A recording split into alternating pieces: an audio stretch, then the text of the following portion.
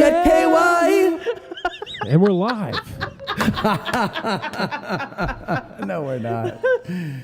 Oh, yeah. 9 seconds in.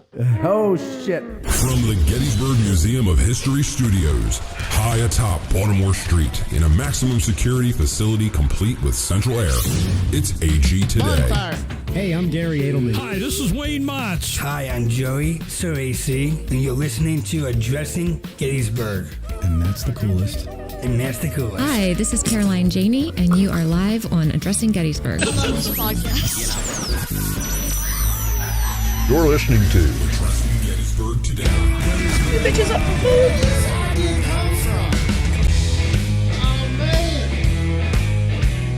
Put that on a t-shirt. Holy hell.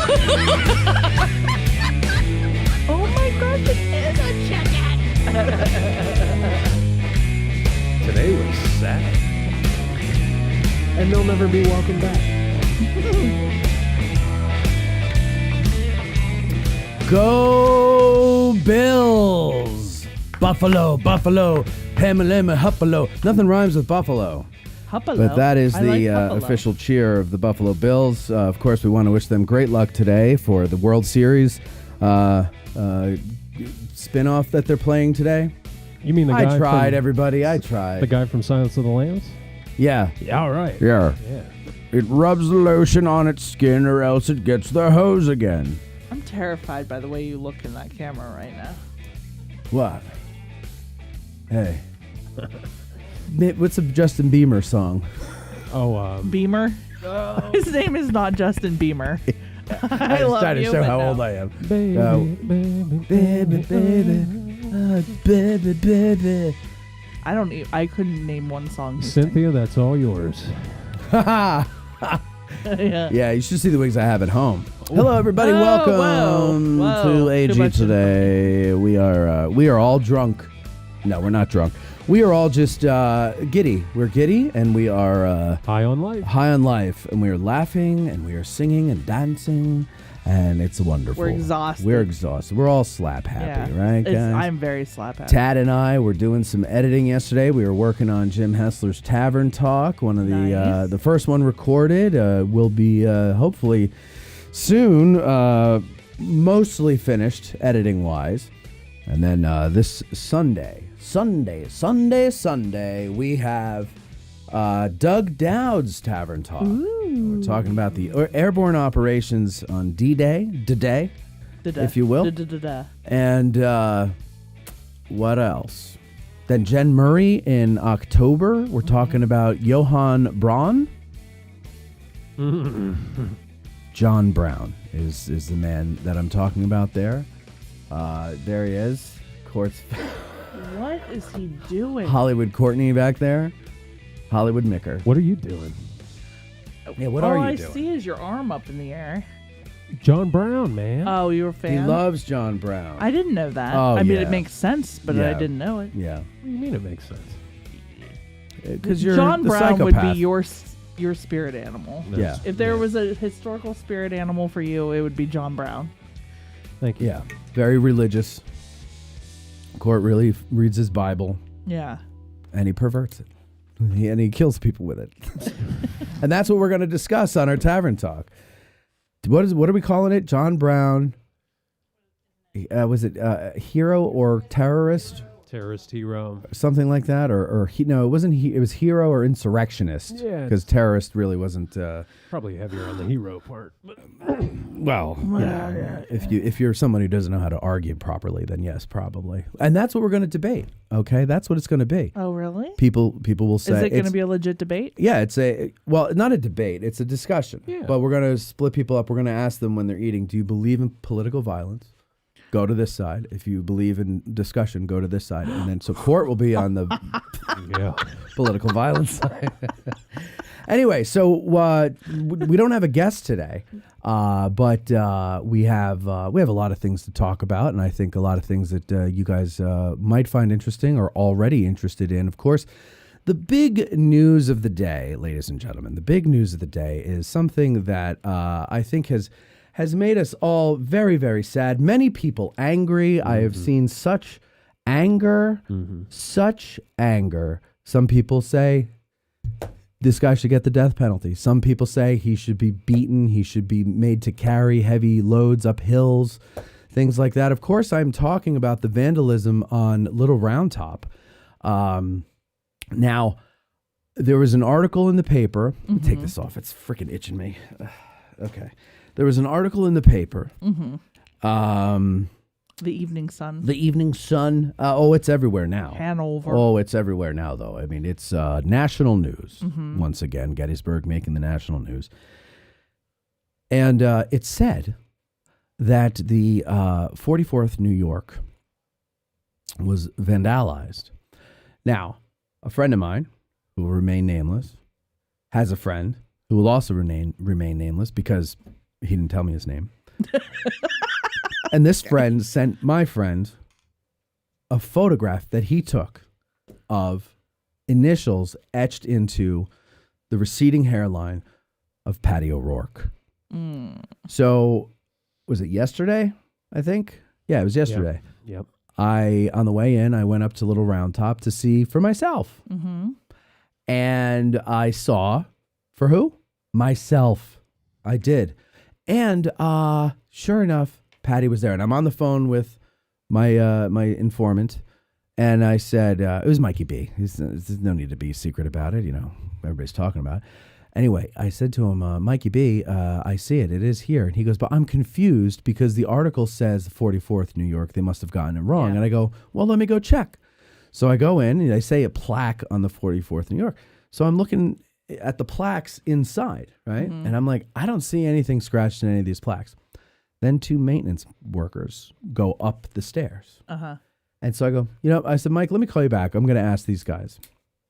And so I go upstairs and I walk out of the door and I walk over to, because they're kind of just standing there facing like Warren Avenue. Okay. And just talking.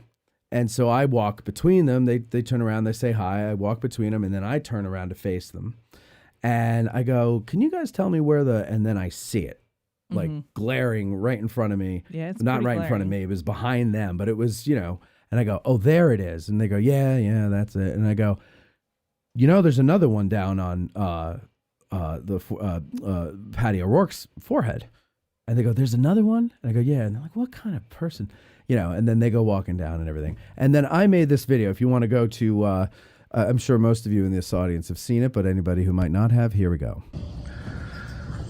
Okay, so people have been asking me, Matt, what does the vandalism look like?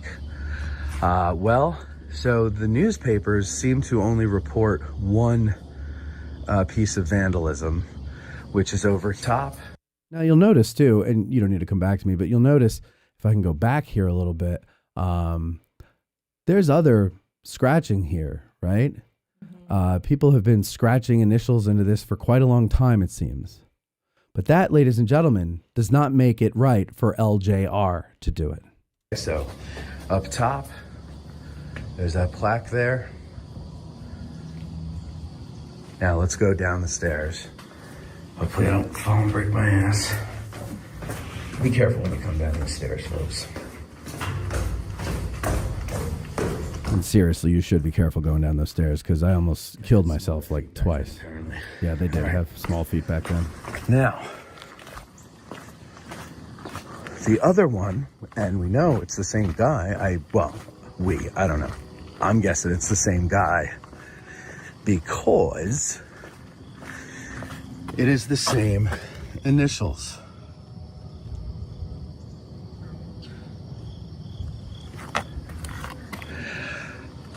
What just boggles my mind that this is allegedly, if the suspect is who they have in the picture, it's a grown man who is with his kid. I don't understand people anymore. But there you go. That was it. All right, and that was it. So there you go. There's more out there. You did two in one small space. There have been two in one small space. Yeah. Like he did two. He took the Maybe time he got to do some two. trees too. And he may have done it other places. But We're what a gonna jerk. we're gonna need to form a posse and check all the monuments. Yeah, I think what we're going to have to do is convince the park to let us go out there at night on horseback patrols. Mm-hmm. And I'll go on foot. I'll go on horseback. Yeah, Debbie likes the horseback idea. I'm foot. You'll be the infantry, and we'll let you know where you need to come and beat somebody. What are you going to be? I'm not going out there marching through stuff. Why, are you scared? Me? Yeah, she's scared. Don't be scared. It has nothing to do with being scared. I'm just lazy as hell. No. She's always like, oh, the ghosts and stuff. Now, yeah, that's me. Ooh, the ghosts. What I don't understand is does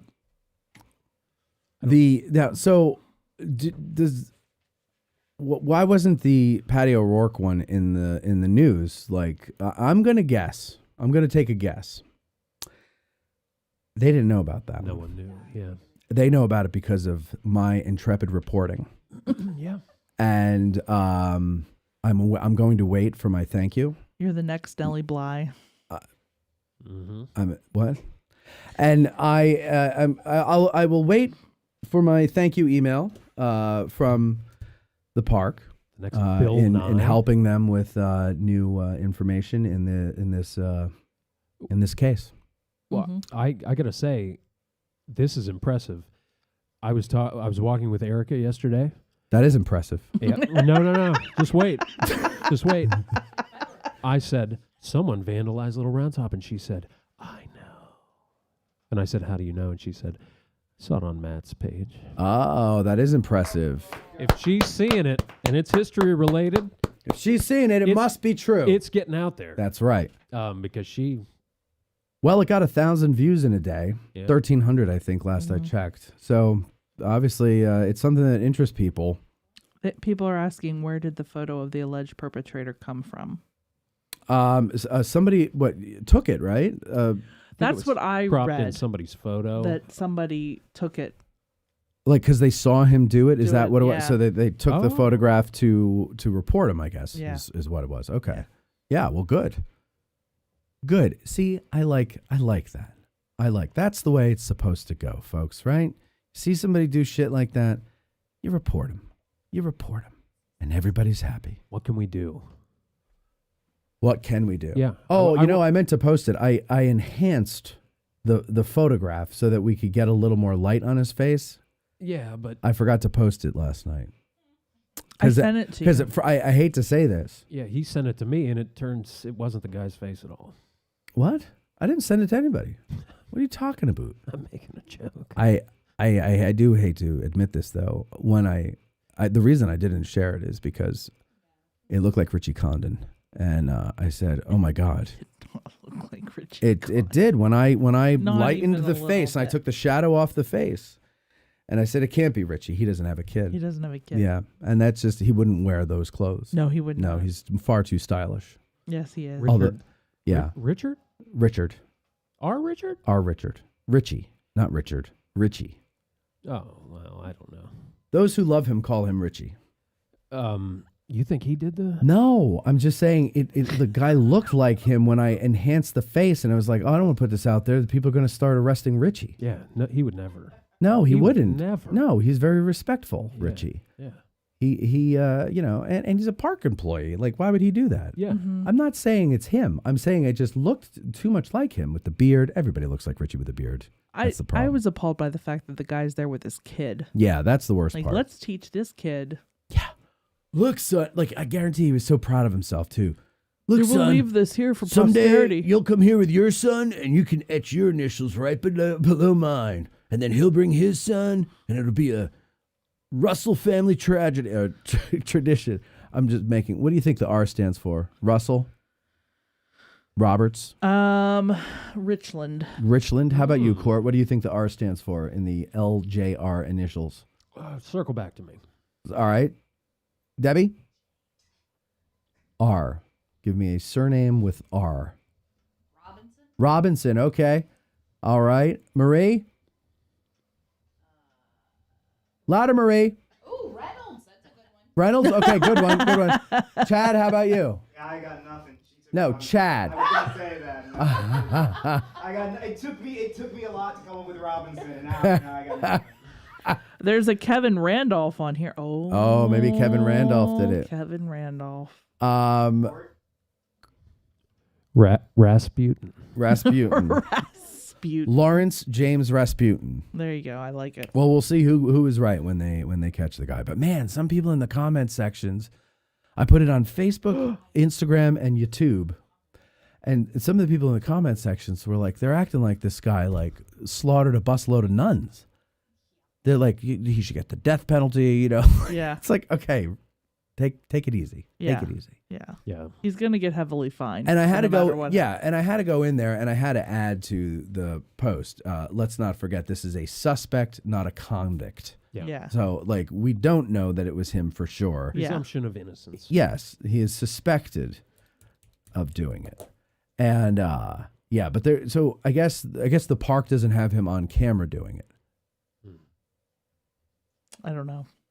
You don't know. I don't know the answer to that question. He gets Jackie Childs. I was away. He gets out of this. I hate to say it. I was out of state when all this happened.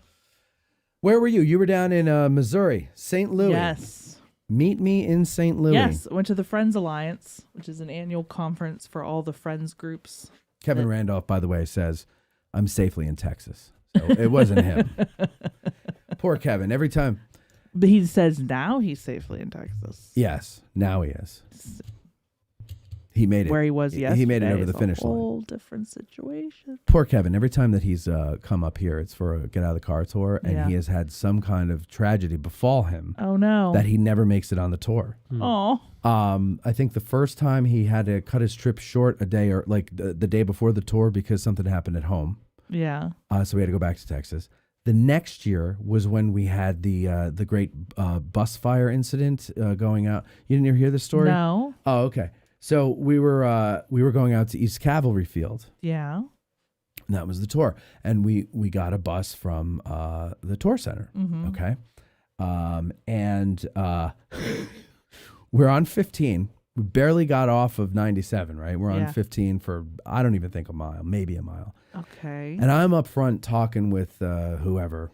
I think I'm talking to the driver, and I might be talking to. It doesn't matter. I'm talking to people up front, okay? And from the back, I hear fire, fire, fire, and I turn around, and but I was slow to turn around because at first I thought it was just a bunch of Civil War nerds saying fire, having a fake battle between the seats, the rows of seats, you know. And I was like, wow, that's nerdy, but okay, you know, good.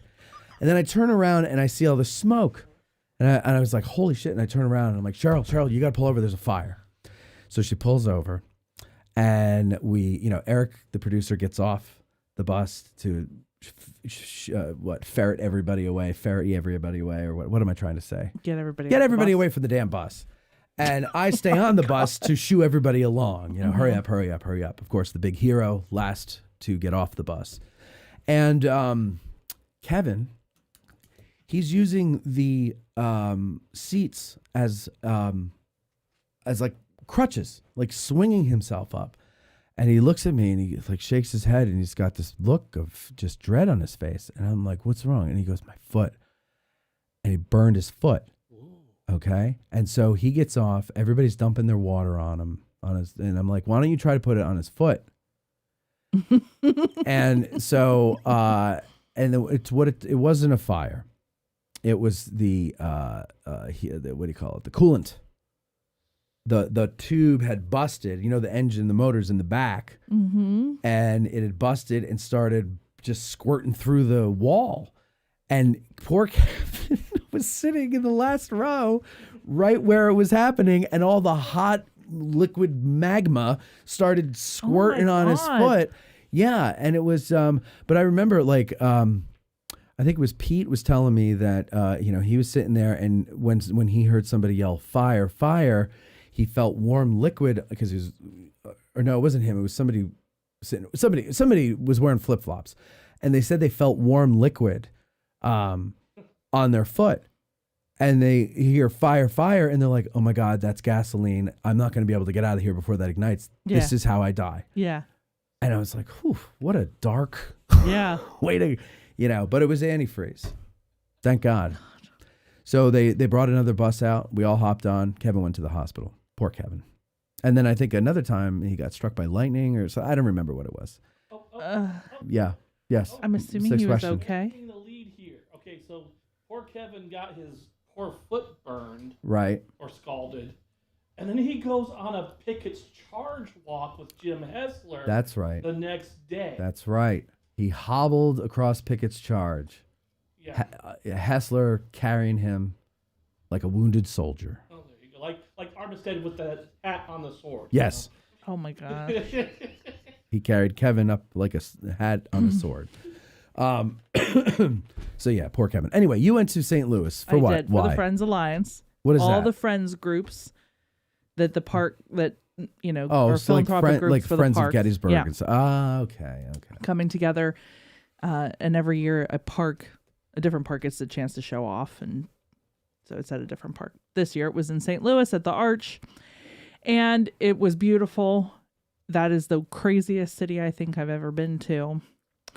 There is so much of it. I have never been anywhere where I've actually seen actual blight. Oh, you go to Baltimore. Never been to Detroit. Or Detroit. Yeah, I've never been to yeah. Detroit. It's real. So there were whole sections that were abandoned. Yeah. And beautiful buildings that just had nothing in them, and Yeah. windows busted out, and Like weeds half my growing home up in them. state. It was crazy. I guess I had never really seen that in real life, so I was a little thrown by that. You're lucky you haven't seen it in your life, but I'm sheltered. I'm from Clarion. It is really out there, yeah. Yeah, and it's depressing. It It is. was very depressing. Oh, man. Imagine how depressing it is in the winter. Oh, jeez. Have you ever been up the Arch though? I've never been to St. Louis. Debbie has. Oh my God. Debbie's been up there. So I was not prepared for the mode of conveyance to the top of the Arch. Slingshot. No. So it's a pod Oh, God. Like an Like- elevator? about Like a coffin. half the size of this, not even half the size of this room, smaller than half the size of this room. Two It's- people? No, that it fits 5, Oh. and you're sitting in You don't it. have to yell. You don't have to yell. It's claustrophobia central, Yeah, I bet. and then there's just like this warm, recycled air blowing on you, Oh, that's the word. and then you're going. That's not appropriate. But anyway, you're going up at a curve, and so every time you hit a curve part, it readjusts. So you're like going, bloom, and then it pulls you back. Like this, pulls you back. So it swings, and you're seeing the inside. There's like a window in the door, and you're seeing the inside of the mechanics of the arch. Oh, really? Yes. And it is the weirdest thing that I've ever done, because it's just so not how you expect to get up there. Yeah. It's And like, then- have you ever gone? Oh, go ahead. No. Then you get up there. There's like this. We were there in the dark, because there was a reception, so you got free tours to go up there, and it was a hallway looking thing, and then the windows are on the side, but there's like the window's pretty tucked in, and the wall comes out from it, so you're like leaning on this carpeted ramp to be able to see out the windows, because they're kind of more at like chest level. Okay. And the windows are like this, like 8 inches by maybe 14 inches. And you're looking out through that. It's so not what you expect at all. Yeah. What do you look There's at? little slits. You're Bunch of looking out blight? at the town, at the city, and all the lights. Like, What? Aaron says, no way in hell I'd get in that. There's no way. I was, Fraser says, no, big no to the arch. yeah. It was very claustrophobic. In fact- go ahead. You know exactly what it looked like. This is going to be probably TMI for some people, but this is exactly what it looked like to give you an idea.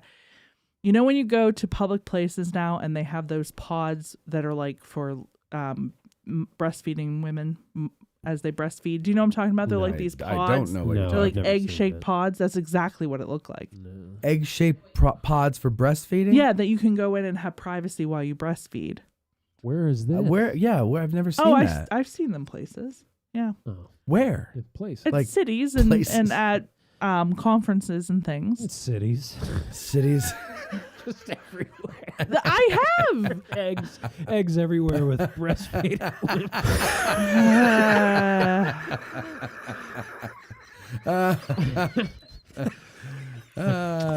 You uncultured swine. Anyway, that's about the size they were. Like enough for one person to comfortably be in, Right. but they fit 5. National Guard checking them. It's like so not. Bomb sniffing dogs going in there. It's like, what the hell is it? Is it Mork from Orc comes That's out of it. him? It's exactly what it's like. Yes. Nanu. Yeah. That's the password to get in. Yeah. Nanu. I want to But breastfeed my child. When you're up there, it's beautiful. Are they back Because you to can back? see the city. Are they like? Because Do they face each other? Like in No. a circle? No, you're going Okay. up the 2 ends of the arch. No. We're talking about the breastfeeding pods. No. We don't care about the arch. They're in a line going up like a train. The arch. They're breastfeeding in the pond. The arch. Well, that sounds like you had an adventure. Yes. A real adventure. Then we went to Cahokia. Easy for you to say. Mm-hmm. Have you ever heard of it? No. No. Heard of Cuyahoga Falls? So it's a state park right on the other side of the river in Illinois. And it was a Native American site No kidding. that was this like that time period's New York City. There It were was about the Native American New York City. Yeah, it was like 60,000 people lived there. Okay. And they built these mounds that were Oh. like temples, like Yeah, you see in okay. South America. I've seen stuff about that. And we walked up it, which, oh my, that was a lot. They were that big. Yeah, it's a lot. Really? Yeah. But you could, again, beautiful view of the city, lots of history. But what they did that was really cool, and again, this is a state park, they had, they were probably like 14 inches high by 18 inches wide little stone things that around the perimeter of the park. And when you scanned it with your phone, and if you have the app, it becomes an AR thing. 15? No. Wow. You get a free. They had those back Augmented reality. Oh, that AR. Where you pull it up and then you can see what they think it would have looked like Okay. around you. You can do a whole 360 view of what it would have looked like, and that was really cool. I was very impressed. Like that a what it would state have looked park had like it. back when Yeah. there was just Mhm. the natives there. Mm-hmm. Yeah, just nothing. Well, they had huge huts. Huge. Oh, yeah? Yeah. Oh. And the area where these mounds were like temples. Still would be nice to see what our modern cities and suburbs would look like before they became, when they were just nothing. Yeah. That must have been nice. It was very nice. Right? The other Imagine living on Manhattan Island and it's nothing. It'd be a lot Nothing. smaller. Huh? It'd be a lot smaller. Well, yeah, they did extend it. Yeah. Yeah. But The other thing that's there that's Nothing. part of the Arch National Park is Jesus with this arch. I know the old courthouse where the Dred Scott case took place. Oh, yeah, interesting. Mhm. Okay. Yes. There was a Yes. statue for that. And I went in there. It's an absolutely beautiful building. Sure. That Have you is been Really to good history. Have you been to the courthouse down in Winchester? It's now No. what is it called? It's a museum there now. I forget the name of it. Where's Debbie, Mike, Court, anybody? No. Down in Winchester, don't know. Virginia. It's a church. I've never nice. been there. No, it's an old courthouse. Oh, courthouse. Yeah. Mike, we were there. Probably the Winchester courthouse. Is he not there? He's across the hall. Hang on. Well, I'll ask him when he comes in later. Yeah. Mike's going to be our guest today here for. Can somebody let Cindy in? She's ringing the doorbell. Oh, somebody let Cindy in. The doorbell's not working right. Okay, so vandalism on Little Round Top. Very, very special announcement here, ladies and gentlemen. In the Peanut Gallery tonight are Chad and Marie Bingaman, and today or this weekend, I'm not sure which, is Chad's 39th birthday. Happy birthday, Chad! Thank you for coming in on your birthday. We're now going to sing Happy Birthday to you, as we always do. Happy birthday to you. Happy birthday, dear Chad. Happy birthday to you. Happy birthday there's the verse to too. you. Happy birthday to you. There's Chad, enough of that. for your birthday, sharing it here with us on Addressing Gettysburg today. Thank you very much. he looks unimpressed. He's like here. super unimpressed. Is it actually his birthday, Chad or Marie, or is it today the birthday, or this weekend is the birthday? Saturday is the birthday. All right. So Saturday, when you see Chad out at the whatchamacallit? World War II weekend. World War II weekend. I'm sure everybody will be there. Well, you know. Say happy birthday. Say happy birthday. Say happy birthday. Happy birthday. All right. Yeah. Okay. So Yeah. now, another thing, what I'm going to do is we're going to take a break. And then when we come back, we're going to talk with our buddy, Michael 6 Questions Lentz. Why? Because he has made it. I know Fraser Baby will be interested in this because she always asks about how Mikey is doing with the guide exam process. And so the thing we've been waiting for since, well, I guess since he learned that he was moving on, I guess the spring. I don't know how long. It seems like we've been waiting forever for the field practicum. He's ready. He passed the part to go to his field. Passed the field practicum. And now it's on to the oral exam. We don't know when that's going to be yet, but whenever it's going to be, we just know that he's going to pass it. But we're going to talk to him about that. Maybe we're going to find out what the word practicum means. Who knows? We'll be right back. It's hard to be arrogant when you're just average. Matt and Beth will be right back.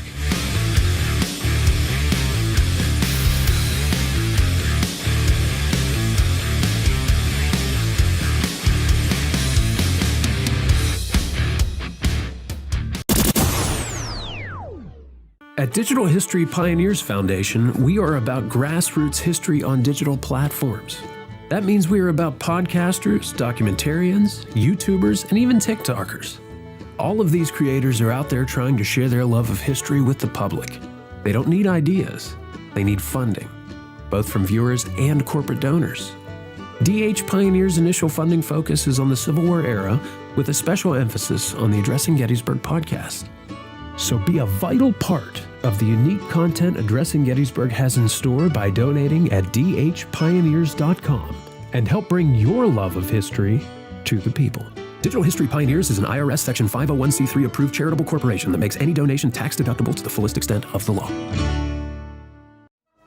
The Gettysburg Museum of History, located right here in the center of Gettysburg, PA. Owner and curator Eric Dorr grew up here and has spent his life collecting and preserving history through artifacts ranging from the Civil War, the Battle of Gettysburg, World War II, presidential items, pop culture, and more. His museum is free and open to visitors Wednesday through Sunday, 11 to 5 p.m., where you can stop by and immerse yourself in some of the most amazing artifacts that you would never believe exist in the middle of Gettysburg. If you're a fan of Band of Brothers and Everything Easy Company, you'll love his exhibit featuring the Dick Winters collection and artifacts from D-Day. You can even own your own piece of history by buying one of the many relics they have for sale in the museum and on the website gettysburgmuseumofhistory.com. The Gettysburg Museum of History is a non-profit 501c3 organization with a foundation that allows all purchases and donations to keep the museum operating and open free of charge. They have been featured on the History Channel, the Travel Channel, the Smithsonian Channel, and the Science Channel. Now you can check them out on American Artifact, the series on the YouTube channel, The History Underground. So that's the Gettysburg Museum of History at 219 Baltimore Street or the gettysburgmuseumofhistory.com.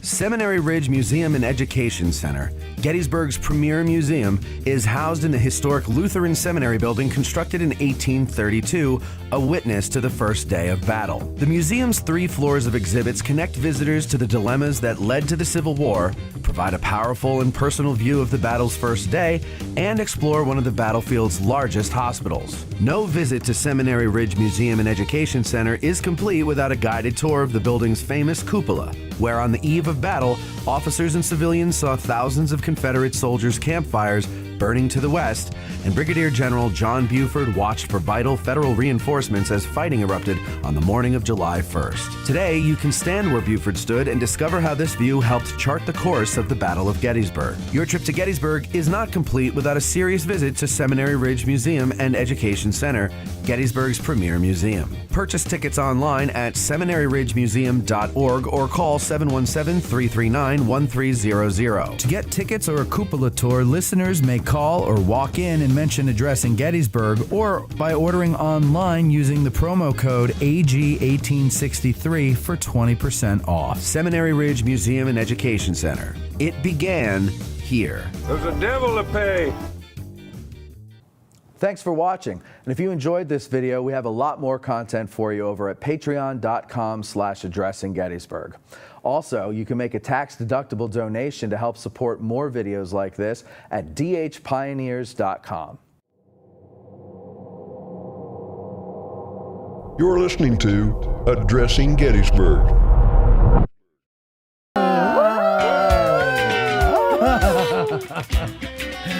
Oh, a bunch of idiots we are. And I wouldn't have it any other way. You're back with Matt and Beth.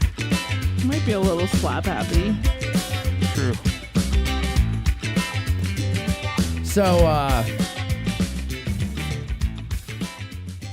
like that. It fades out on its own. I don't have to touch it. Oh. A couple of questions, not questions. SP says Shenandoah Valley of Civil War Museum. That is the museum, I believe, that we are talking about down there in Winchester. Beautiful little museum. And there's also one out in the valley. I believe that's the Museum of the Shenandoah Valley or something to that effect. Mm-hmm. I should probably know these things before I start talking about them, but I didn't plan on talking about them. So what do you want from me, ladies and gentlemen? What do you want from me? Okay, this is all off the top of my head. There was something I wanted to read here that I saw earlier, and of course I scrolled too far down, and it was something that somebody said to Bethany. You just read it, Beth. Who was it that said it? Somebody said, Bethany, do you ever answer your work phone? Do you ever answer your work phone? Do you? I do, but I was gone all week. Okay. And if you leave a message, I will call back. Yeah, allegedly. No, I do. Okay. Kevin Randolph says, my wife refers to Matt as the guy that burned your foot. So very honored. Thank you. Why'd you do that? I just was trying to show him a good time. Best laid plans of mice and men. Yeah. And then that was a work phone, and then I think that was all. That was all. Just those there. Okay, so Mikey's 6 questions, Lance, of course, you know, is first of all, he's been gone for the last month because he has a hairline fracture on his tibia or something like that. Yeah, fracture at the foot, but fracture at the foot. All right. Yeah. And you are now here. Now you were holding. You had to stay off your feet so as not to make it worse. Right. Right. And then you also didn't want to hurt it because you needed it for this past weekend. Absolutely. Which was the field practicum. It was. Now, for those of us that don't speak Latin, what does field mean? A large flat area with vegetation. Fascinating. Yeah. Does it have to have vegetation? No, it doesn't. But it doesn't. No, it can also have rocks Exactly. and dirt. Or nothing. Or nothing. AstroTurf. It could be exactly concrete. I guess technically that's a field, right? That's if you were shooting guns on concrete, wouldn't you call it your field of fire? No, you. I believe the field is it's not. I call it this parking lot I'm shooting at. You're not shooting at. I'm not saying you're shooting at the parking lot. So I only aim down. So we've unlocked Bethany's gangster side. Yep. Right. You have to be nice to me. It's dueling mics.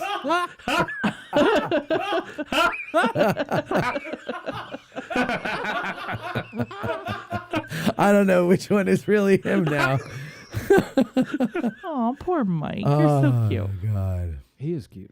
Isn't he adorable? He's adorable. Cute as Just hell. adorable. Cute as hell. Yeah. Now, anyway, Mike. So you had your field practicum. Yes, I did. Well, I wasn't laughing on Friday or Saturday, but hey, he looked very professional. I saw him walk up to the building. Oh yeah. Mm-hmm. It was a class of 8. It was. Eight of us made it through to this September cohort. I have to tell you what happened. So the Uber driver. We need to talk about this too. Yeah.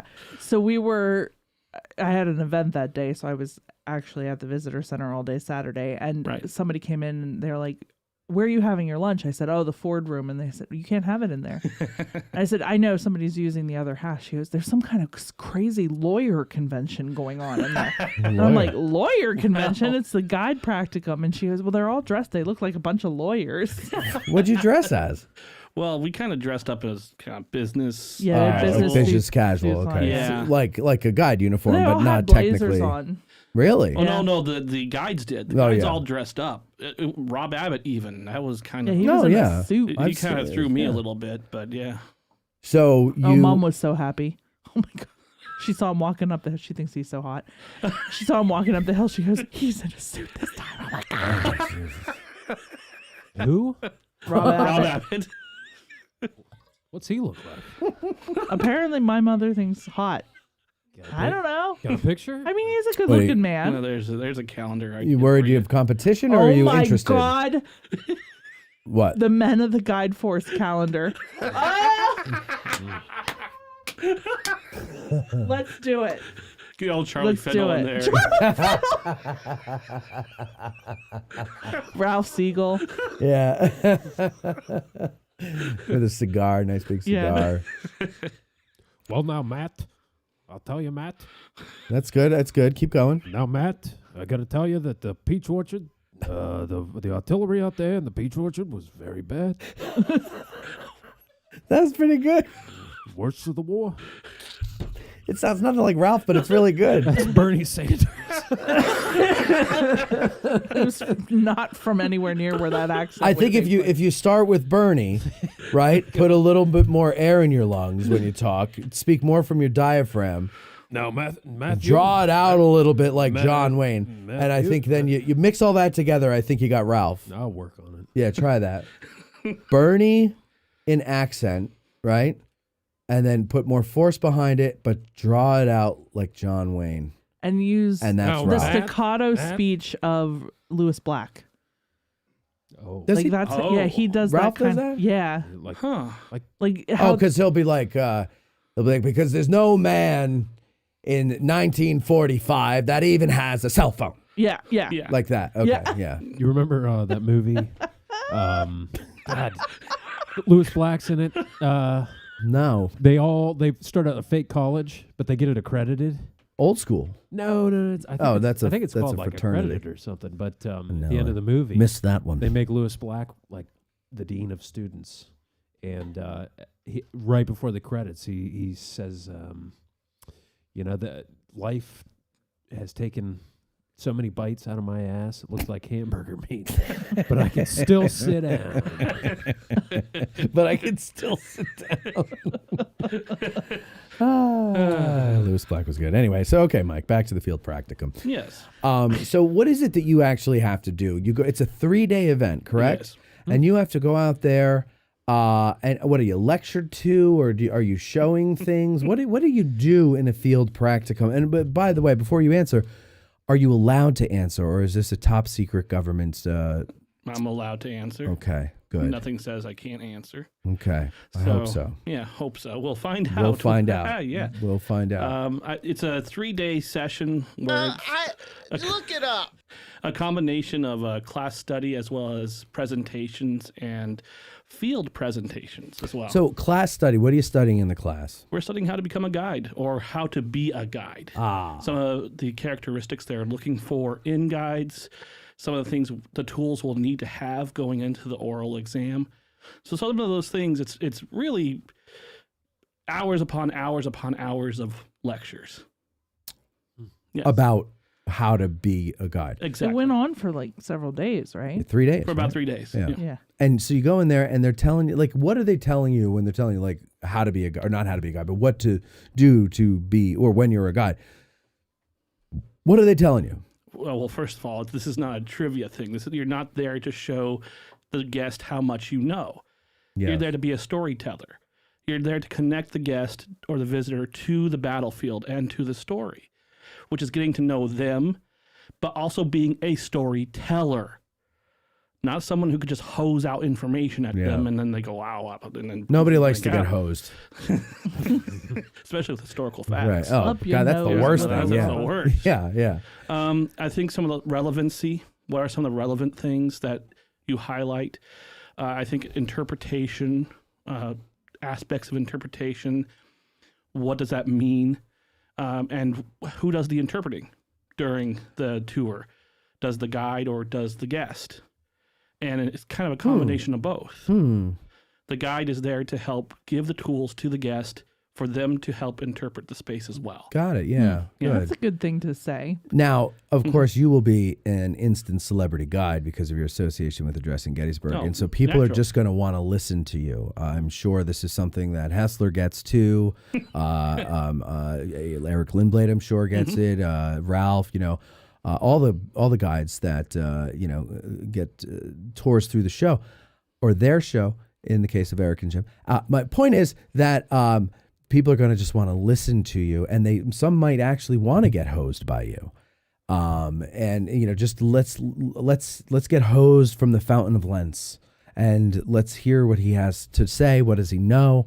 How do you deal with that? You give them what they want, Mikey, or do you say, no, this is not what I'm supposed to do, guys? Mike's face is the best part. Go ahead. I have another one. I was just thinking, give them the hose again, and we don't want to do that during a tour. The hose again. Yeah, no, thanks. We're good there. But for me, I think when looking at this, the primary thing to keep in mind as a guide, from what I've learned from this weekend, is this is their tour. Yes. This is not your tour. No. This is theirs. Yes. And so, yes, it's kind of give them what they want because it's their tour, but also show them things, tell them things they otherwise would not have considered. And that's huge because the role of the guide there is not only to tell the story of the battle, but to develop a love for this place. Yeah. For people to walk away and say, wow, that was cool. Yeah, it really is. Not that I'm sure most people don't feel any pressure, but like it really is like kind of a big responsibility because you might be the only person's exposure to the Battle of Gettysburg, right? Like you taking them around, that might be they might not have even seen the movie. They probably won't go to the visitor center. They probably won't, didn't know that there were ranger walks or something or whatever. Who knows? And you might be the only person that tells them about this here. So it's a pretty heavy responsibility, right? It is. Do you get to? What do they tell you about, being kind of like entertaining? Can you do that? I'm the happiest girl He's been waiting in this the whole time. whole USA. Now, granted, What is that? I won't be pulling out a Donna Fargo anytime soon in any tours. Well, I wish it would. It would be interesting. And certainly my impression of a kabuki dance I'm only going to do in conjunction with Ralph Siegel if I'm out there with him. Because he can do the Sun Tzu and I'll be the kabuki dance. There you go. That'd be great. Michael. Now, Michael. Oh my God. Michael, what the? Just the kabuki? Just do Ralph as Bernie. Just do that. Who I cares? don't remember how to get back. Just do whatever you were just doing. It'll come out of it. You got to just do it. Well, I got to get back into flow. I went on a practice tour with Mike, and who was with us? It was Kevin. Was it Kevin? Yeah, it was Kevin. It's Kevin Sekula. Sekula, that's right. And Mark Quatruck. That's right. Yeah. And they not employed. What's the word I'm looking for? Recruited Mike, and also helped Mike. Offered to help Mike by doing a practice tour with him, Right. and Kevin invited me along. So I'm like, yeah, I'd love to go. And we're over on Culp's Hill, and what did you say? What's Yule doing over on Benner's Hill? He's not doing a kabuki dance. And he does this dance. And we all started laughing. I'm like, I hope you do that on your oral. Because that probably fail you. Don't do that. I'm thinking Angie's looking for a little bit more professionalism. Yeah, no kabuki. Kabuki dance will happen with the badge. But don't say that. Once you have it. Yeah. Well, the potential for a kabuki dance will happen with the badge. There you go. Say the potential. But anyway, so they tell you how to be a guide. Yes, exactly. And then now when you get out on the field, what are you doing on the field? And why is it taking 3 days? Okay, so first of all, let's talk about the most intimidating aspect of it. Okay. You walk into the room and there are 2 long tables, and you're supposed to divide yourselves evenly among the tables, and they have placards there that you have to write your name on both the front and the back of the placard. This is intimidating. North versus Math south. and writing. Okay? Dividing and writing. Meanwhile, there's a 3rd table in the back behind the other 2, full of licensed battlefield guides, taking notes, because this aspect is graded. Oh. You are on a rubric. This is not an A instant... Stanley rubric?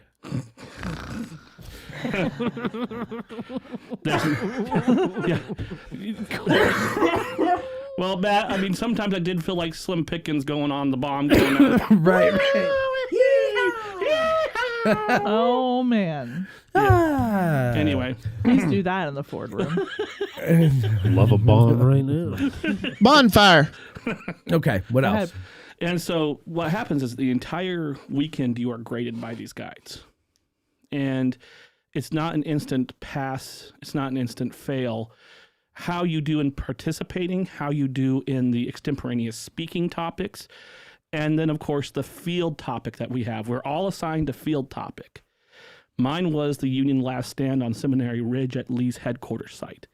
Oh, my. 3 to 5 minutes.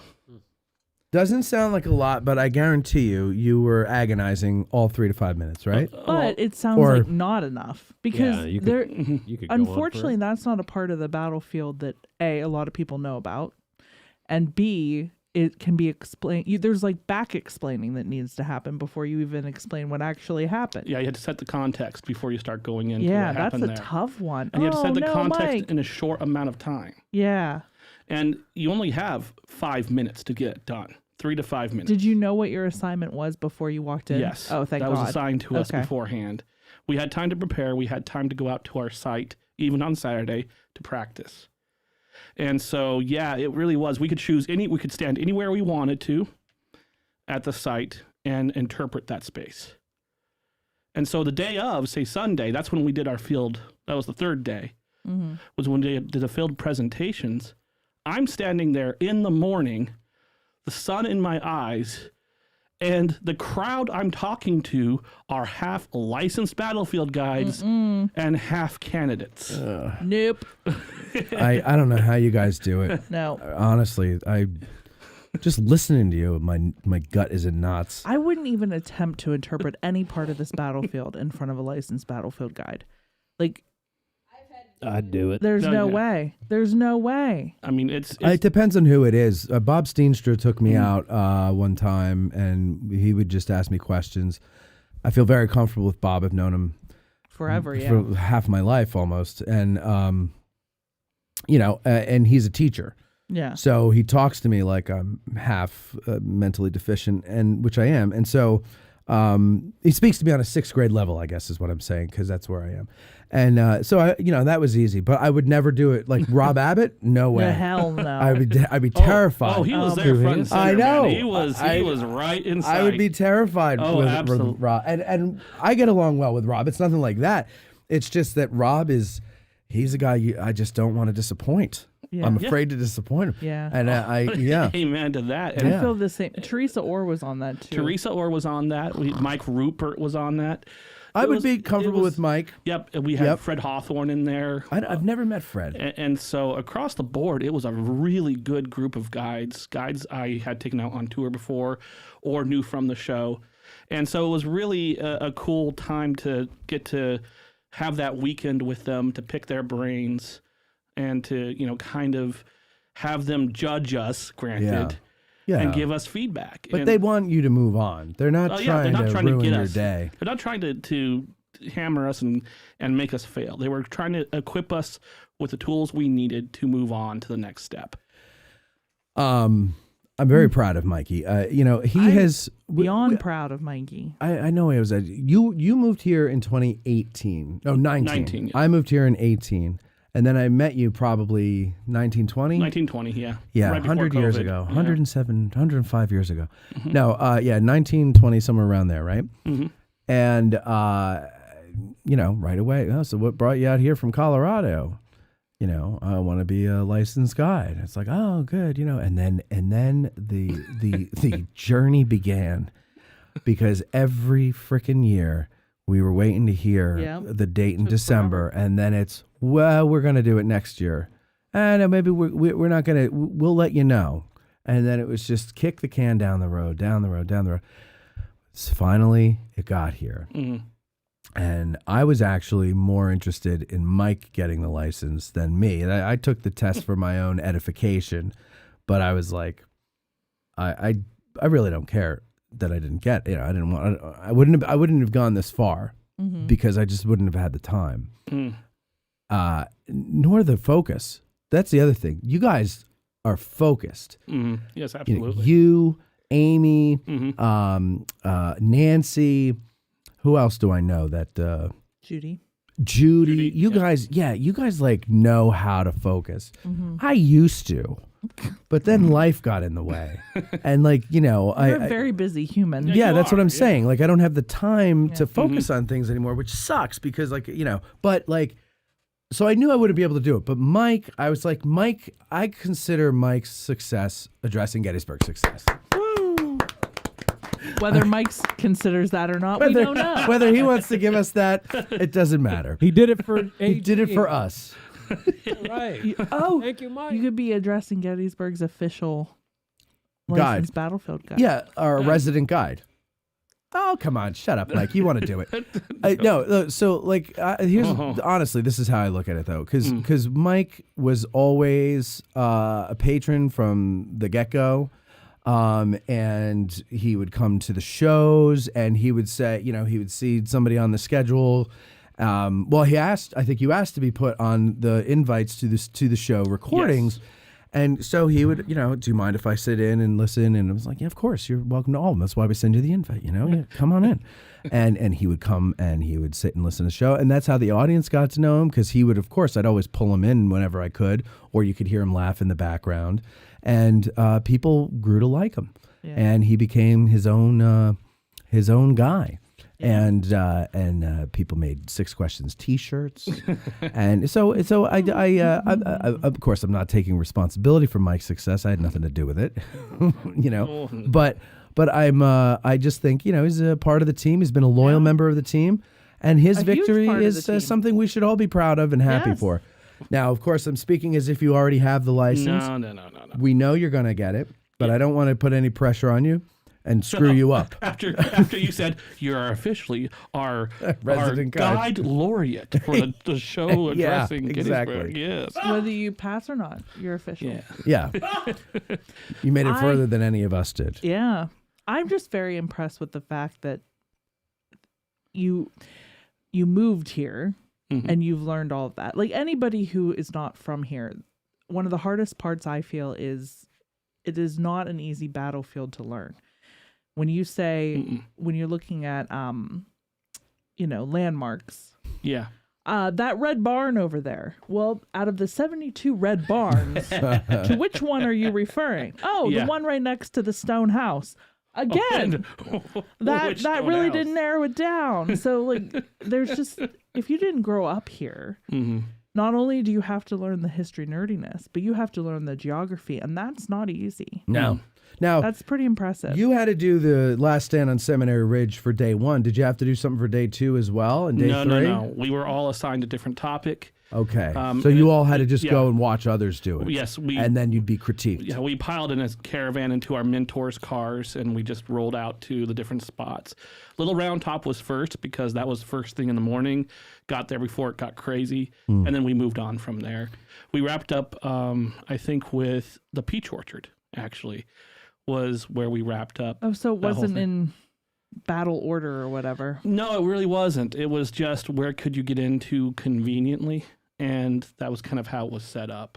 And it was kind of an interesting way of doing it. Yeah. Did you know what the order was going to be before you did it? No.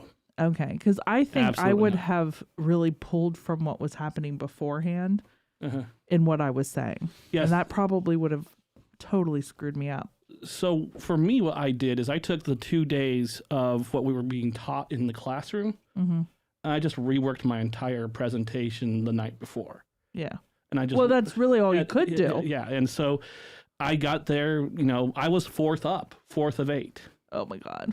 I want to be first. And get it out of the way. Yeah, get it out of the way. And so I got 3 minutes and 49 seconds was my time. And so what you had to pull it out because it was a first-time visitor. You had to do this tour for a first-time person.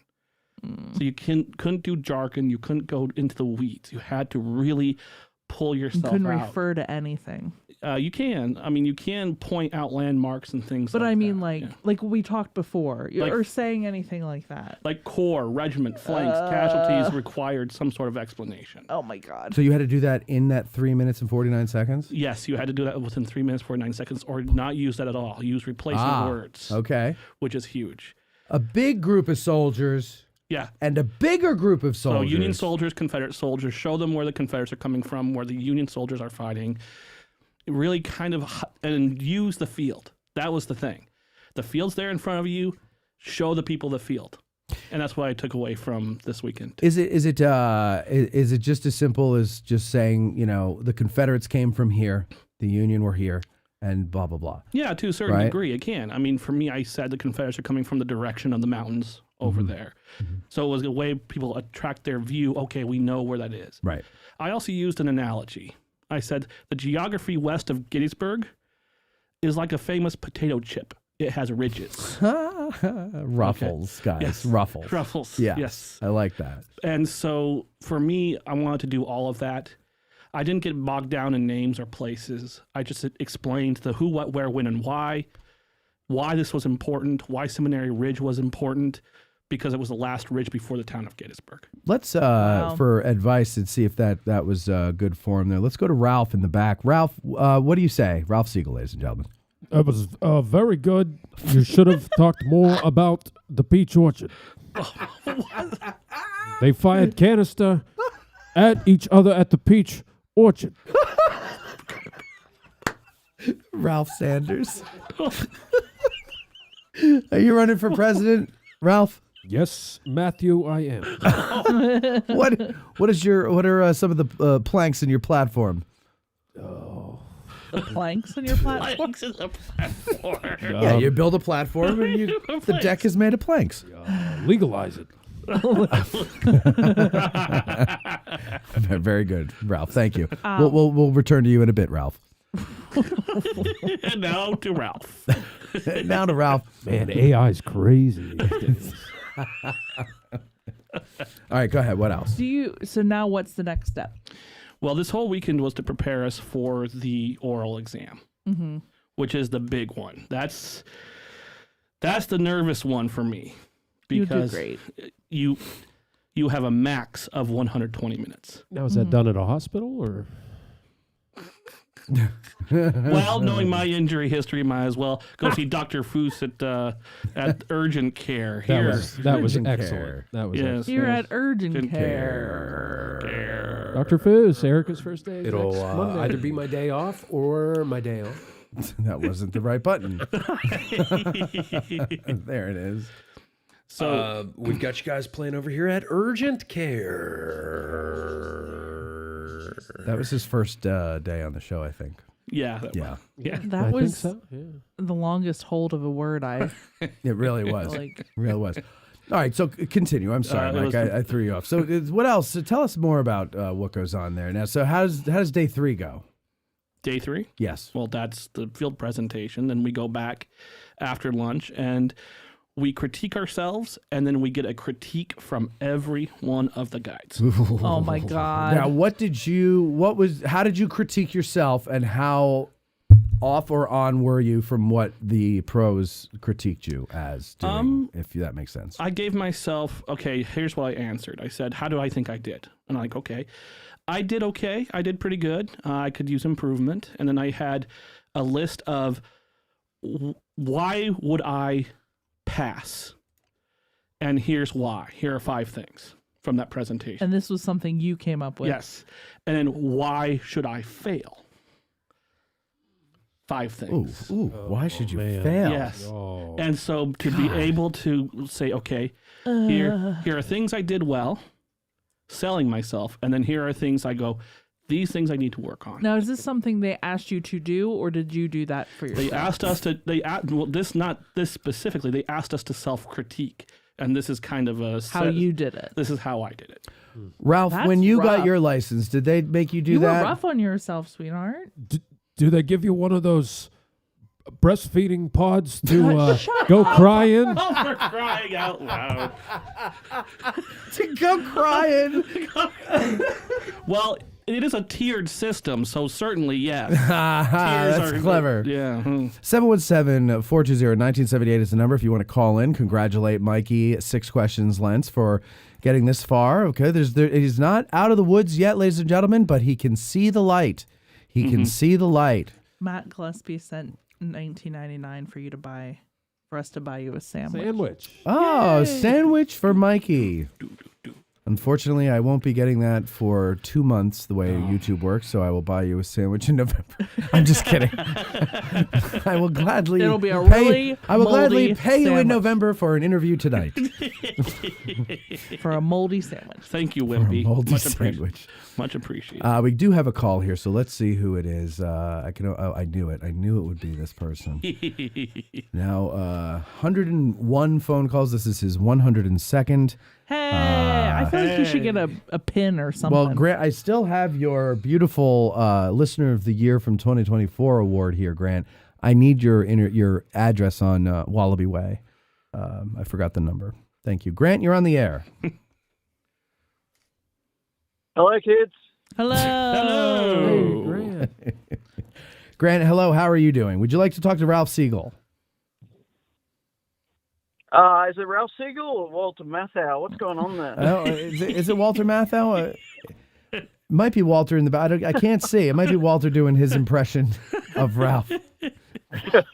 Walter Matthau. Walter. We're the oldest bunch of non-old people. What?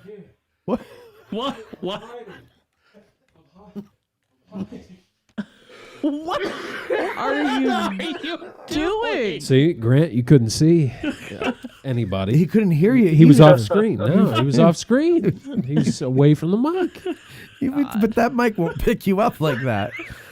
We didn't hear anything. We just saw you. I could go behind this one. I could go behind it. It'll still pick me up. Yep. You just look like you were having a stroke. Yeah, I didn't know what you were doing. I do have high cholesterol. Oh. Anyway, Grant, what's going on? Grant. Well, first of all, I hope Rich Condon wasn't listening to the start of this episode. Poor guy. I know. Falsely accused. I know. Definitely falsely recognized, I should say. Not accused. Yeah, he should lay low just to be safe. Just to be safe, though. Maybe it's just what I heard. I don't know, but yeah. But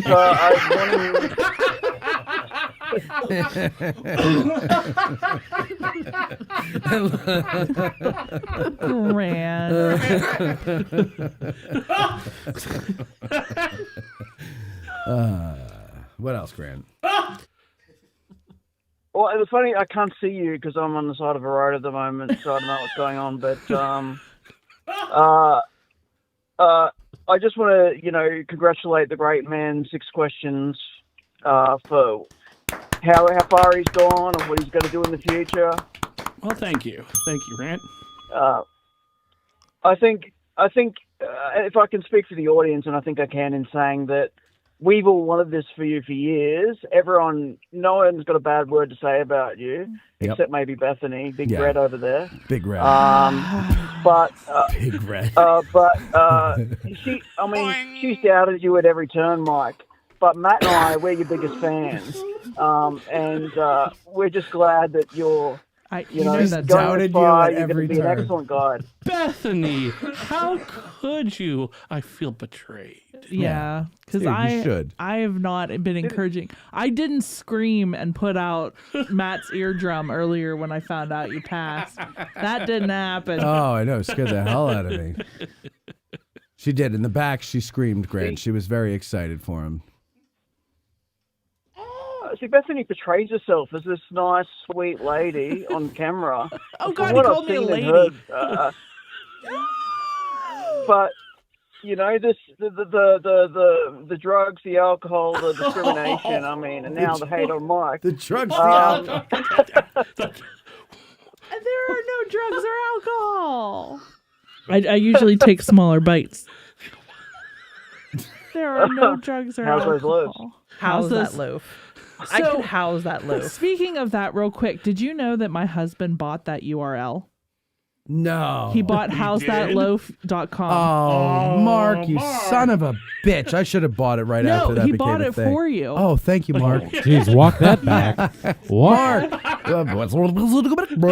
Oh, Mark, you wonderful person. So he bought it for you. So we still own housethatloaf.com. Oh, thank you. Awesome. All of you love me. Well, thank you, Mark. Thank you very much for that. Really? Did he really? He do really, that? truly did. That's awesome. I will gladly transfer that, and we'll make a Bethany tribute page. Nice landing page. Yeah, a little landing page. It'll have Grant's videos, his AI videos that he makes of you. By the way, Grantley,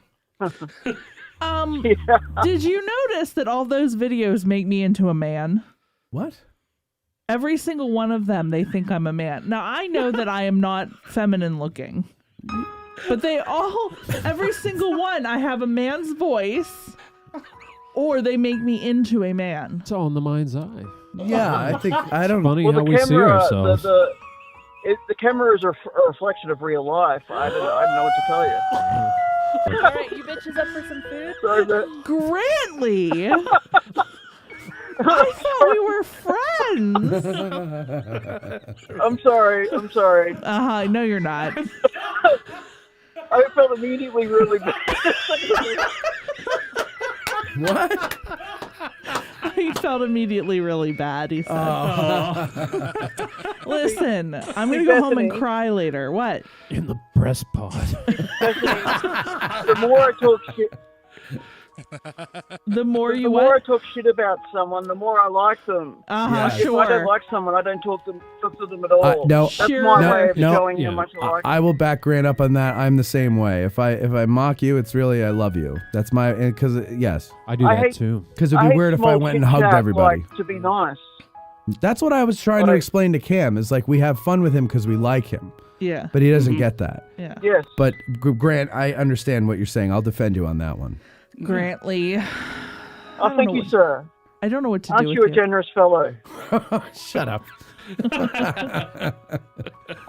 Now, can I just speak to 6 questions? I got 2 questions for him. Two questions for 6 More questions. people are dying in horrible ways in Gettysburg, Pennsylvania. Dun dun. Dun dun. Dun dun. Dun dun. Dun dun. All right, go Now, ahead, Grant. Go ahead, Grant. Go Mike. No, to be serious for once, Okay. Michael, what's your dream bucket list tour that you would want to do, if you could? What was the one you want to do the most? Okay. Debbie's going to love this. Michigan at Gettysburg. Oh. Hey. Why is that, Mikey? Yeah, why? I have family connections to the Michiganders who I fought thought you here. were from Colorado. Yeah, I thought. Well, but no. But don't you have like Rhode Island too? And Connecticut and New York too. Connecticut, Rhode Island wasn't Are it? you from Colorado, though, right? Well, okay. Well, I but didn't his make that- family But I didn't make that up, right? I was paying attention. You're good. Yeah, Okay. you got But it. All right. a Colorado at Gettysburg tour would be Difficult. difficult. And it will be mostly. You don't know. It might actually be fascinating. That's Here's true. all the places Colorado was not. See this little round top? No one Yeah. from Colorado was here. No Coloradans here. No Here's the- Coloradans were harmed in the filming of this. Here's the angle. You know who wasn't here? Colorado. You know what though? You might one day find Mikey. What a new and exciting way to see the battlefield. We'll tell you about the people who weren't here and things they didn't do. You've seen the shit that did happen.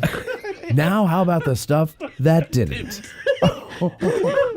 Please use that face. Michael Lentz and Colorado was not at Gettysburg. Hi, everybody. I'm Michael Lentz.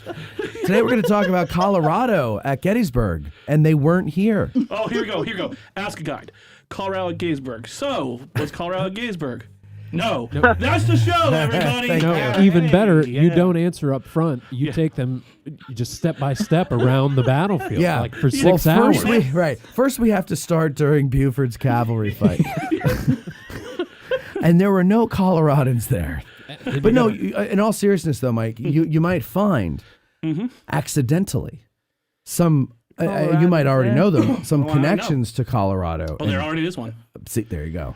Jerome Wheeler of the 6th New York Cavalry. Okay. One of the accounts that we know of what Buford did here at Gettysburg was from Jerome Wheeler's accounts. So apparently, people observing John Buford had to be named Jerome. I was just going to say, you have Aaron Brainerd Jerome and Jerome Wheeler. Yeah. Put him in the cell with a long hose on him. Put him in the cell with a long hose on him. There you go. Is Grant still here? Wait, there was another question from Grant. Grant, we're going to get to. Grant will have to wait. So what happens is Wheeler, after the war, he survives the war.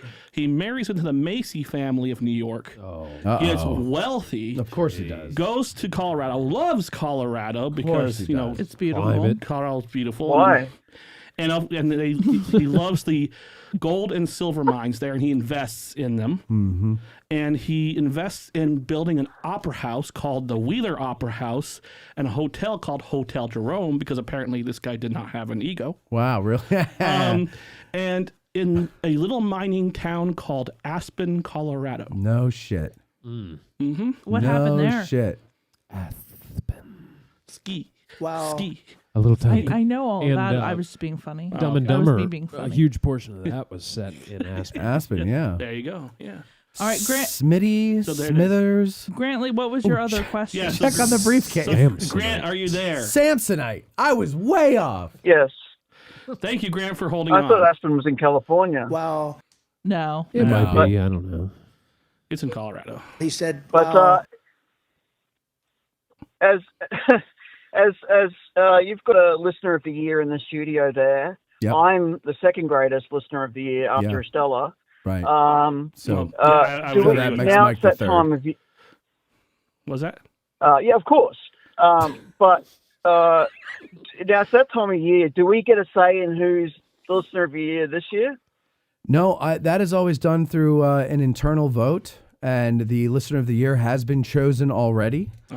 Just not announced. It'll be announced on the last Get Out of the Car tour, as always, as is tradition. Of course, the Thursday show before that. So there's no vote here.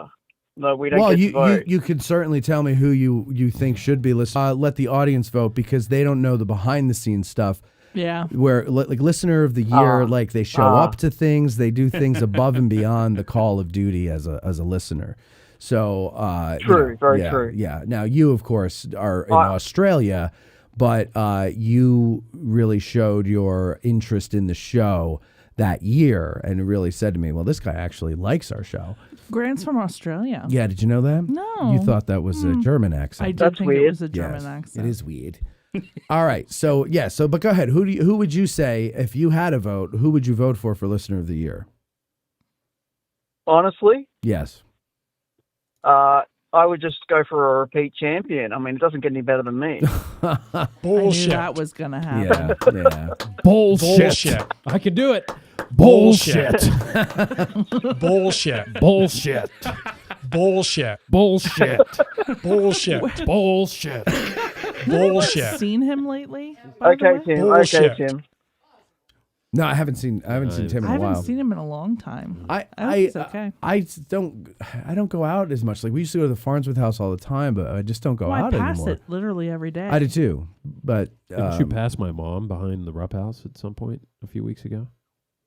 Was that your mom? I think she said she said some redheaded bitch almost ran me over. She said, I recognized your voice. And I had no clue I've never met her. You've met my mom. No, I have multiple not. No, I have not. Yes, Twice, you I have. think, Yeah. No, I have not. I You met your have. dad. Nope. As I recall it,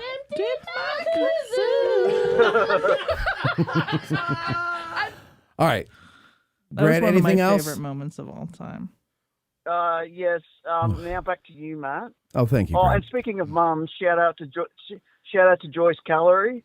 What a great lady. What she had to put up with with her kid. I Amen. don't know. Well, Amen to that. but what a great lady. She appreciates what I do, and what a great woman, of course.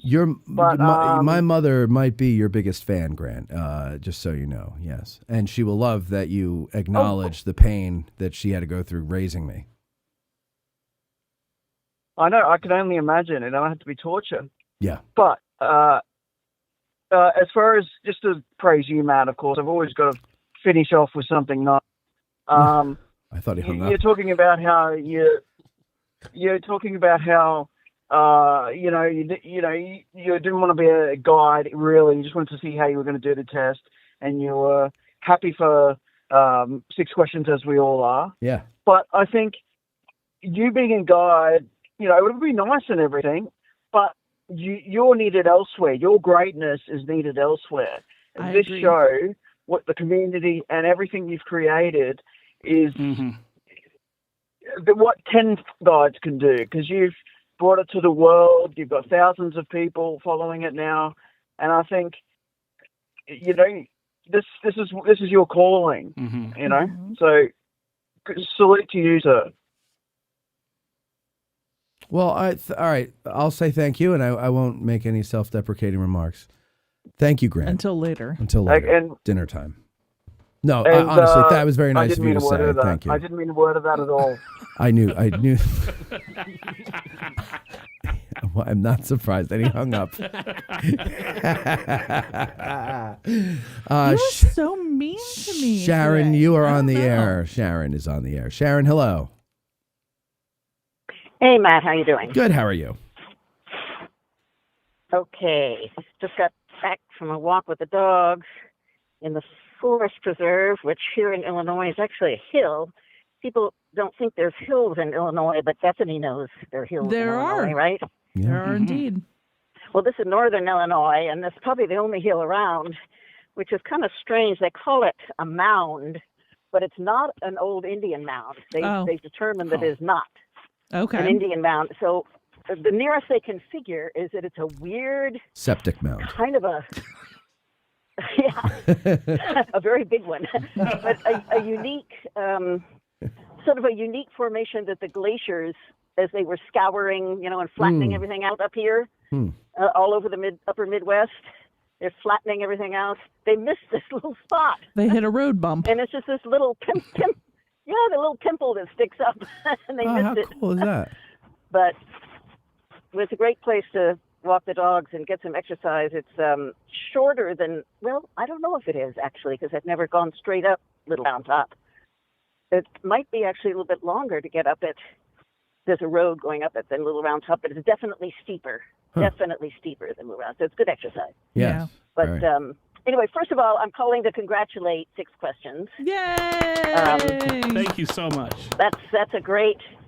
That's just a great achievement, and I know, as everybody says, we know you're just, going from greater things, and we'll all be bowing down to you at some point, and Yes. bowing and scraping. So, and you deserve it. But there's always a but. Oh. There's always a but. I do have a bone to pick. With you. Okay. Uh-oh. You probably don't remember, but the last time I was, in Gettysburg, let me get the air conditioning off my face here. I'm in the car. Last time I was in Gettysburg, I was actually on the show. Yes, you were. Advertising the Gettysburg seminar. Out in Terry. Illinois, yeah. Yeah, and so it was before that. At any rate, we all went out to dinner. Mm-hmm. And a couple of words I had with you, I mentioned that the 8th Illinois Cavalry reenactors were going to be doing their thing that day. It was actually very good. They did a great job I'm glad. of reenacting their we had a field, we had a fence, we had a road. I mean, we had people dressed in Confederate uniforms and coming across. Yeah, it was great. They did a great job. But anyway, and you happened to say, if I remember correctly, that you were a fan of the 8th Illinois. Yes, I am. And, okay, well, I got that right. And I said, because the sort of head of the group, the head of the reenactors group here, told me that he had a book about the 8th Illinois that was very hard to get a hold of. So I mentioned that to you, and you said, "Oh, can you send me information about it?" So I called him, the other guy, and I got the name of it and the author and everything, and I sent that to you. Now, I never heard back from you. Not a peep, not a word. I'm so sorry. Wait. I'm so sorry. I did surmise that it wasn't just rudeness. Well, it could just be rude because I am a big jerk. So I mean, it just it's par for the course. But giving you the benefit of the doubt, I thought maybe it was because you had already heard of the book and maybe even already had it and maybe even already read it, and that's probably the truth since you've read probably everything. But it was the book written by their surgeon about every single minute. He literally. Like a diary of his, and he has like every single minute of the 8th Illinois of their service. Wow. Okay. The guy who was their surgeon, whose name I can't remember right now, but somebody on your broadcast probably knows it. But anyway, that was it. So I don't know. Yeah, I'll have to look for for that book, or if you anyway. I'll have to look for it because a lot was going on. on. If you look for your email. Yeah, a lot was going on at that time, and so it probably got lost in the shuffle. So I'm really sorry that I didn't respond to you. I really do apologize for that. That's okay. Look back in your emails from about 10 months ago, and you'll find. I definitely will. You could probably look up on, because I'm terrible with names. You could probably just search Google online who the surgeon was for the 8th Illinois. Yeah. And that name would pop up, and that's the guy. I forget the name of the book, but it's probably something about the diary of the 8th Illinois, something, mundane like that. But anyway, just wanted to tell you that. So, because I know you're a fan, but it was a great day, and I have to say that we all patted ourselves because I had told people about Gary Edelman, and they didn't know him. I didn't really know him. I'd met him several times to prepare for this. And of course, I'd seen him online, his battlefield tours and interviews and everything. So I knew that he's like this Energizer bunny. A little bit. Little bit. I told, just a little bit. And I told people about him. And he which he was, that day. But we had him going from, we did have breaks and we had a lunch break and all that kind of stuff, but still, he was on his feet and he was the only lecturer and he had the slides and he had this, he had that, the whole presentation and everything from 8 in the morning until, we stopped at 5, but then there were an hour of questions. People didn't want to leave. So he was, and I have to say, we tired out Gary Edelman. Whoa. He was that possible? He enjoyed himself. He was dragging ass. And I don't think a little ground top would have helped. Yeah. I don't think he ever was tired out before in his life. He was tuckered. That's a good. That's something you should put on a sign somewhere in your town or something. Yeah, we tired out Gary Edelman. Yeah, that's quite a feat. But anyway, we were just grateful that he came. And one last thing for Matt. Yes. So, what? Okay, well, let me start first with the fact that I will see you on November 9th for the Tavern Talk. Correct. And I will be coming as a participant. Yes. I will also be coming as the ET of the Tavern Talks. That's right. So E.T.? are you admitting this? Yes. Well, just that. The okay. ET, just that. Yes. Okay. Which is to the uninitiated, it's the executive producer. Right. And some might say, well, what does an executive producer do? Well, a lot of behind the scenes work, and basically, I sort of ride Matt and discuss with him what went right, what went wrong. Right. I told Court last night about his red light on his camera, and I berated him. I said, Court, no red light on the camera. And then I cried. He cried. In one of the pods. So I sort of ride herd on Matt. So in that spirit, so what are there things that you can briefly tell us that you're doing differently this Sunday from the first time? Well, we Mikey B and I made a video that we sent to all the people who signed up, and we were very explicit as to what we need them to do and not do. And all the things that we had discussed were in that video. And then I just put it out there for the patrons, for anybody who might be interested in joining us on any of the future ones, so that they know before they sign up. We had a meeting last night, and we've got lighting improvements. Court's not allowed to use his camera except between takes and at the beginning and at the end. But not during the actual discussion, unless it's not in the camera's shot, of course. Yes, with the audience especially, we made sure that they know that you can't bring somebody that's not on the list. You just gotta, if you're on the list, you're on the list. There's only 12 seats available. We have all 12 full for the next one on Sunday. And do your homework. Do your homework. We told everybody, do your homework. You're going to eat, and that is your pay for being a part of the show. I think I put it that way. Is it's a free ticket, and we're feeding you, and we're giving you drinks, and that's how we're paying you for being participating members of the show. And nobody, after I put that out, nobody said, "Oh, that's not what I signed up for. Please cancel my ticket." So that's good.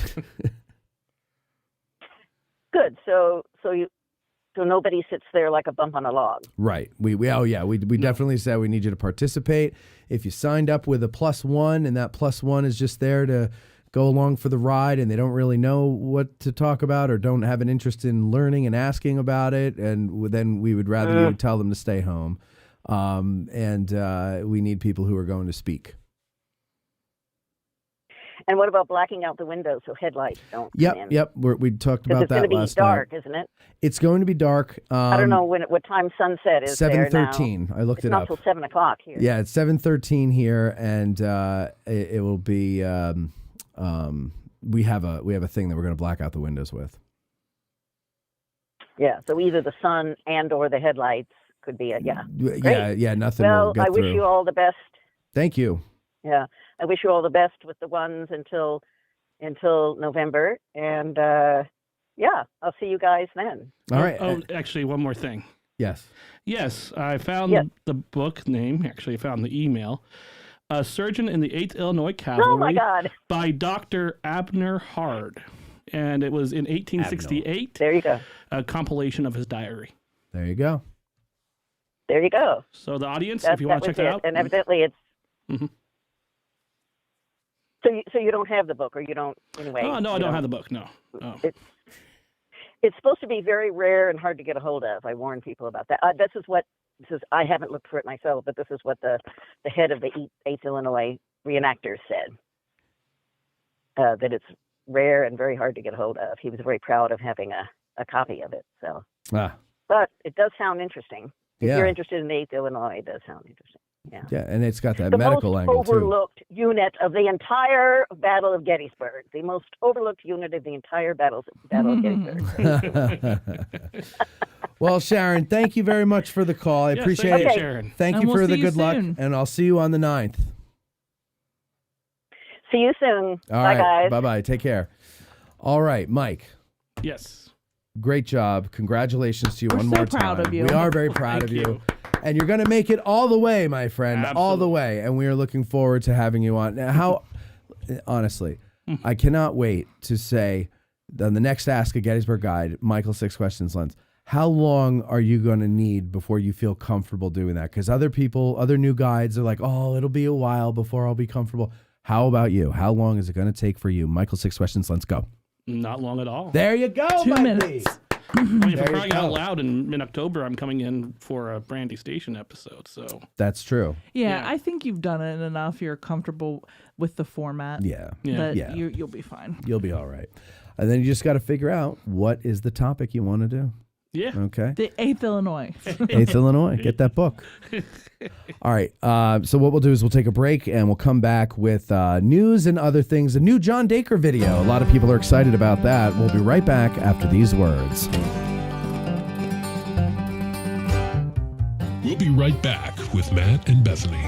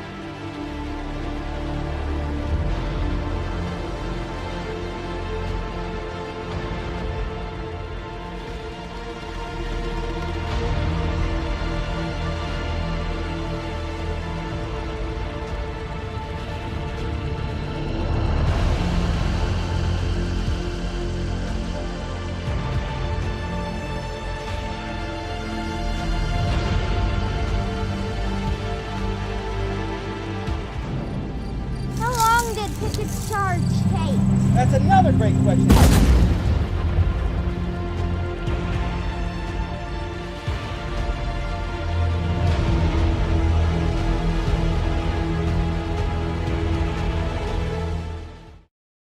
If you like this podcast and what we're doing here, please like, share, and subscribe. Thank you very much. Who can forget the sounds of the 60s? The 1860s. I can't, and you can't either. Now, there's Marching Through Georgia, the exciting new album by Billy Webster. All of your favorite hits of the 1860s in one place. Such hits as Gary Owens,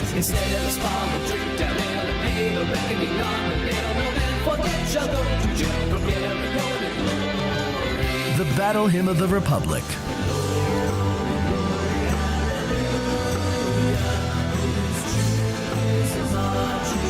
All Quiet Along the Potomac Tonight,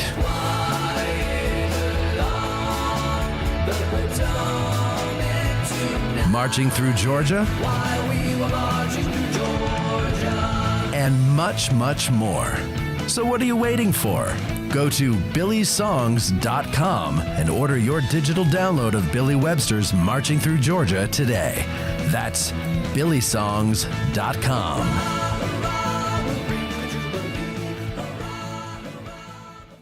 Seminary Ridge Museum and Education Center, Gettysburg's premier museum, is housed in the historic Lutheran Seminary building constructed in 1832, a witness to the first day of battle. The museum's 3 floors of exhibits connect visitors to the dilemmas that led to the Civil War, provide a powerful and personal view of the battle's first day, and explore one of the battlefield's largest hospitals. No visit to Seminary Ridge Museum and Education Center is complete without a guided tour of the building's famous cupola, where on the eve of battle, officers and civilians saw thousands of Confederate soldiers' campfires burning to the west, and Brigadier General John Buford watched for vital federal reinforcements as fighting erupted on the morning of July 1st. Today, you can stand where Buford stood and discover how this view helped chart the course of the Battle of Gettysburg. Your trip to Gettysburg is not complete without a serious visit to Seminary Ridge Museum and Education Center, Gettysburg's premier museum. Purchase tickets online at seminaryridgemuseum.org or call 717-339-1300. To get tickets or a cupola tour, listeners may call or walk in and mention address in Gettysburg, or by ordering online using the promo code AG1863 for 20% off. Seminary Ridge Museum and Education Center. It began here. There's a devil to pay.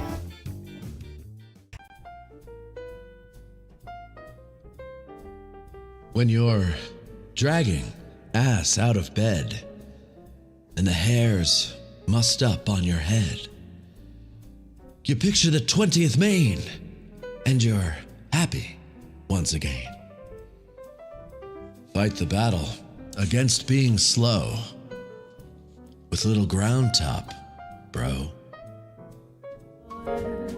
When you're dragging ass out of bed, the hair's mussed up on your head.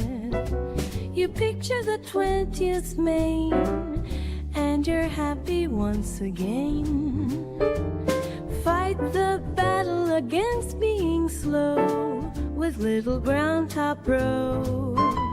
Addressing Gettysburg's Little Ground Top by Bantam Roasters is available at 82 Steinware Avenue in Gettysburg or at addressinggettysburg.com/cafe. You're listening to Addressing Gettysburg.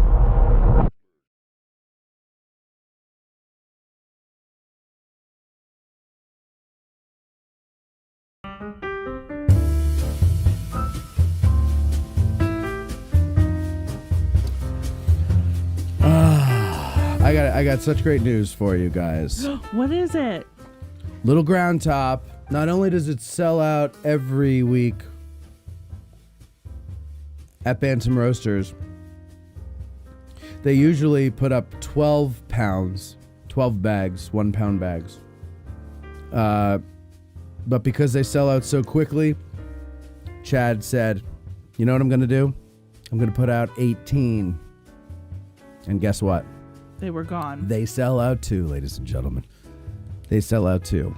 So when you come to town and you go to Bantam Roaster, yeah, let's hear it. Let's hear it for us.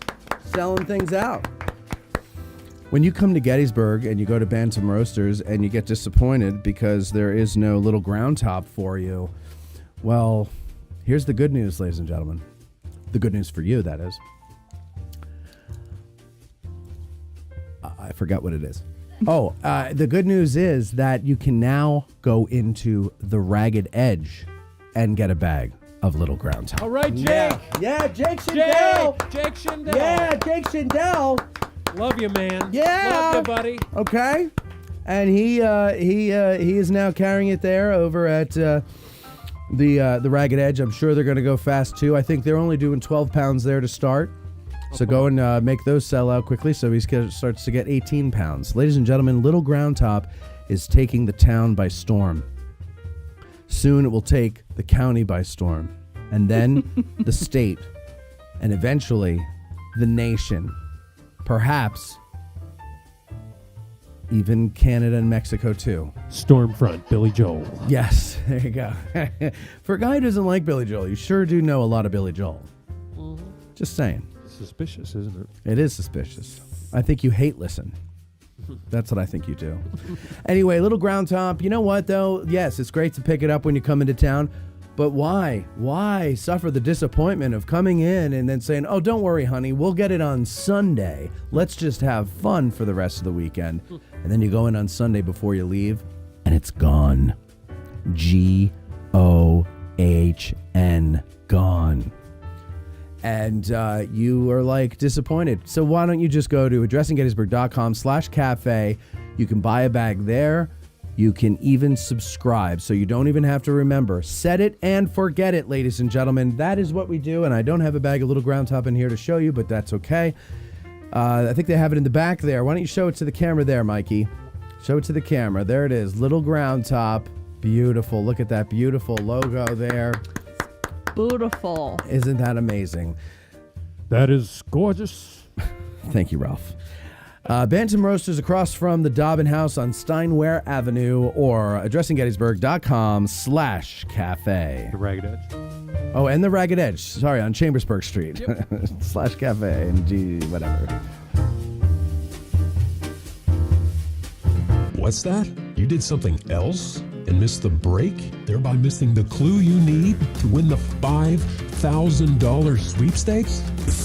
So impatient. You're back with Matt and Beth. All right. Well, as promised, ladies and gentlemen, as promised, there is a new, recently found, long-lost John Daker video. Now, for those of you who don't know, John Daker is the guy who, well, let me play for you here. What you might recognize. Where is it here on my many carts? Here we go. We have this sound clip. My name is John Daker. I play that often. Also, this one. Bells will ring, ting-a-ling-ling, ting-a-ling-ling, as a bell ring, more. Okay. Okay. And that comes from that as well. And also. Oh, Now, ladies and gentlemen, you know that John Daker is a classic crooner. He loves songs from the Great American Songbook, and tonight's treat is no different. He's going to sing that classic song, Nothing Could Be Finer Than to Be in Carolina in the Morning. Here he is, John Daker. Hello, I'm John Daker, and I plan to sing tonight. Nothing could be finer than to be in Carolina in the morning.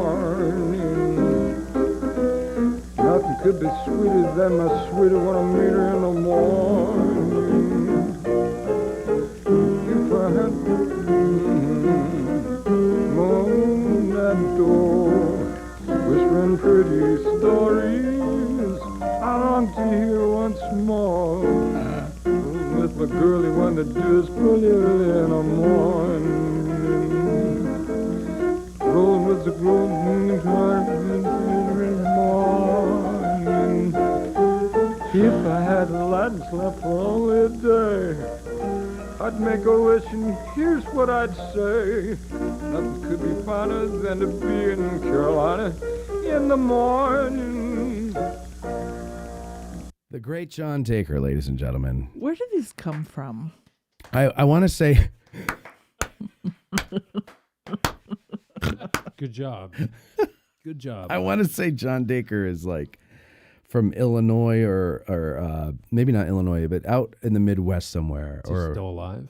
No, I think he passed. Yeah, he the looked great pretty- John Daker passed. Pretty old in that. Oh, he was only 32 here. Wow. He was only 32. They don't make him like that anymore. No, but he went to the First United Methodist Church. That was this show and the other one. I guess they put on a talent show. I was raised United Methodist, and we never had anything like Never that. had anything like that? No, not that I Well, you remember. didn't have the talented pool to draw from like the First United Methodist Church of their town did. And Mhm. yeah, that's the great John Daker. What else did I want to tell? Oh, Tad, how did everything go? Last week was the whatchamacallit there? Other side court. Thank you. You had the whatchamacallit, what was it? The casting call. Yes. How did it go? It went very well. We had people show up the entire day, so really strong turnout. And then through the email as well, I think we had another 100 there. So in total, we had about 200 people arrive or want to be extras in the film. Chris Jones, who was on the show a few weeks ago, he was there making sure that everyone was historically accurate, like everything was accurate to the time period. So it was great to see him again. And yeah, it was just it was a really fun day. If you go to the Film Commission Instagram page, we have a post up there with some pictures from that event. So You said that Chris Jones recognized you from being on the show. Yes, he did. Yes, he remembered you. I should say, remembered you from when he you came in here. Yeah, he did. I mean, it's hard to forget the jacket, the hair. It's all that's true. You do have a signature look. I do. Yes, and I've worked very hard to get here. So now, were you? You said that one guy brought a bullet. Yeah. Okay. So yes, some guy walked in, and I was one of two people who was helping everybody sign in and wait in the lobby. He comes up to me and he hands me his headshot and his resume, but then he also hands me a bullet that he says is from Pickett's charge. We think it might have been a bribe. That's. It was just he was trying to bribe you with a Pickett's charge bullet. Well, because here's the thing. At first, I thought it was just like, oh, he was just showing me because it was cool. But he's like, no, this is yours. Like the commission's like it was the people. It was like ours, and I'm like, so it might be a felony. It might be a felony. I don't have it currently. Talk to Mr. Brinkman about that one. But No, he doesn't. He wouldn't. Bo wouldn't. Yeah. Now, just to be clear, this was something that it's not like he went and picked it up on Pickett's charge field that day. I don't. This was something that was in a pack. It was like a package. Yeah, like wait, it. Hold on, Yeah. Hold on, let me look for it. Courtney, vamp for me while I. Vamp for me while I do this. Vamp for me. Come to suck your blood. Nice. It's a good Dracula impression. This is not going to show up in the camera. Probably not. But I mean, take a look. Describe it to us. So, Court, take a look at it. You tell me. You've got an expert eye when it comes to these things. Well, it is definitely written on a piece of like linen cardstock that the bullet is from Pickett's charge. And then there's a name on here I'm not going to say publicly, but I've never heard it. And the title, ready for this one? Yeah. Battlefield Historian. Wow. So the guy's name, and he is a battlefield historian. Yes. Well, okay. So I wonder if that will get him in the movie. We'll see. It's a 3-ring 58 caliber Minier ball. Okay. Not that Confederates certainly used them. Can you use the microphone if you're going to say more than 2 words? There's 2 of us here. I know, but Tad's not talking. Tad. He asked me about it.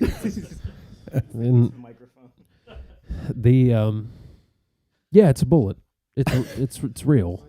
But where's it from? I don't know. Right. Who the hell knows? I'm just trying to get it out there. This guy wasn't going and digging right before he went. Who the hell knows? Maybe that's his business card. Maybe that's his business card. All right. Anyway, thank you. It's definitely his business card. I didn't think that was unclear. It was unclear. Yeah. Well. All right. Anyway, go ahead, Tad. Can I have the mic back? Yeah. Well, here, sorry. They're fighting like children. Oh my God. Hi, how's it going? We're having technical difficulties here. It's all normal. It's all fine. You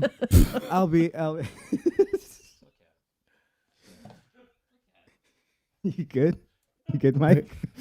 For the people that are listening on Patreon in the audio version, you'd have to. I don't even know what's going on in the back there. Mike's laughing. He's sitting on the stool laughing, and Court's like, "Look at him, and then he's laughing. And do you see what do you have to say, Tad? I know you're back there in the loony bin. Yeah, what do you have to say, Tad, for yourself? I was gonna say I kept waiting for you to show up because you had mentioned on an earlier episode of the podcast that you had wanted to be there, and yet you were a no-show. I forgot, and I did not see. Well, we made several posts about it, if you remember. Yeah, several people in town knew about these posts. Right, I avoid social media as best I can, so I did not see that at all. But you know what? I'm glad. Do they seem happy with the choices they made, or have they made the choices, or what? How does it work? I don't know what I'm allowed to say and what I'm not allowed to say. All right, then don't say anything. I don't want you to get in trouble. But of the people who were there, I guess I just want to say publicly, thank you very much for showing up. It means a lot that, you still have enthusiasm for this and that you still have enthusiasm for us and the movie as a whole. And so, just from that standpoint, thank you so much for being there. There you go. You are a good ambassador to the movie, okay? I try. For the movie, I should say. Thank you very much, Tad. And going here, Jeff Pasnick says, a little ground top is so great that UPS in Buffalo opened my package of it and listed it as damaged. Word is spreading. It gives you extra kick to make it through the day. That is true. And then Grant says, once you get used to the side effects, little ground top is tasty. Oh, God. Hi, Cindy. How are you doing? Oh, I'm fine. And it's time for you to tell us exciting things that are going on in the world, along with Bethany. And we're going to get let's see, did I do everything? Yeah, we're going to get to that right now. No, that's the wrong one. Wah. Oh, shit. Where is it now? I've lost it. Oh, here it was. I'm sorry. We're going to get to it right now. And now, all the news that's fit to print and a good deal that's not. Here's AG Today's lead anchor, Bethany Yingling, with current events and sidewalk conditions. Gettysburg Station Plan receives extension. Can we start over? We're going to do the news right now. And now, all the news that's fit to print and a good deal that's not. Here's AG Today's lead anchor, Bethany Yingling, with current events and sidewalk conditions. Gettysburg Station Plan receives extension to November, while new housing is proposed on East Water Street. Central PA makes national news with 3 officers killed and 2 injured in York County. Upper Adams School District receives anonymous donation toward the Musselman Stadium turf project. Imagination Library makes county debut. All this and more in today's news. So Shut up. The Imagination Library. Well, let's is a talk huge about big deal. balls then. You can go pound sand. I was just saying, you sounded very excited when you said that. All this and more. What's in the news, ladies? What's in the news? All this and more. So the Gettysburg Station plan received an extension to November. It was voted unanimously to postpone action on the preliminary and final plan for the Gettysburg Station project until a meeting November 17th. The developers requested the action to continue working on plans with the borough staff and state agencies. Planning Director John Whitmore said that parties hope to finish and review the plans and bring them to an approve/deny vote before the year has passed since their introduction. If the process stretches longer, the prices and availability of materials will have changed too much, he said. The planning application was introduced in April of 2025. The timeline was extended once in June. It's common for that to happen. Whitmore said the changes made to the plan so far included increasing the amount of landscaping on site and changing some of the drive aisles for vehicles. They're still working with PennDOT to create a traffic study for the project.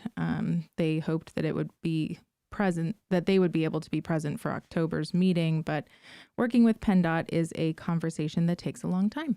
Mm-hmm. Yes, it does. Yes, it does. Whitmore expected there would be questions for the developers from the public about whether the surrounding streets can handle any increased traffic, and that would be created if the project is completed.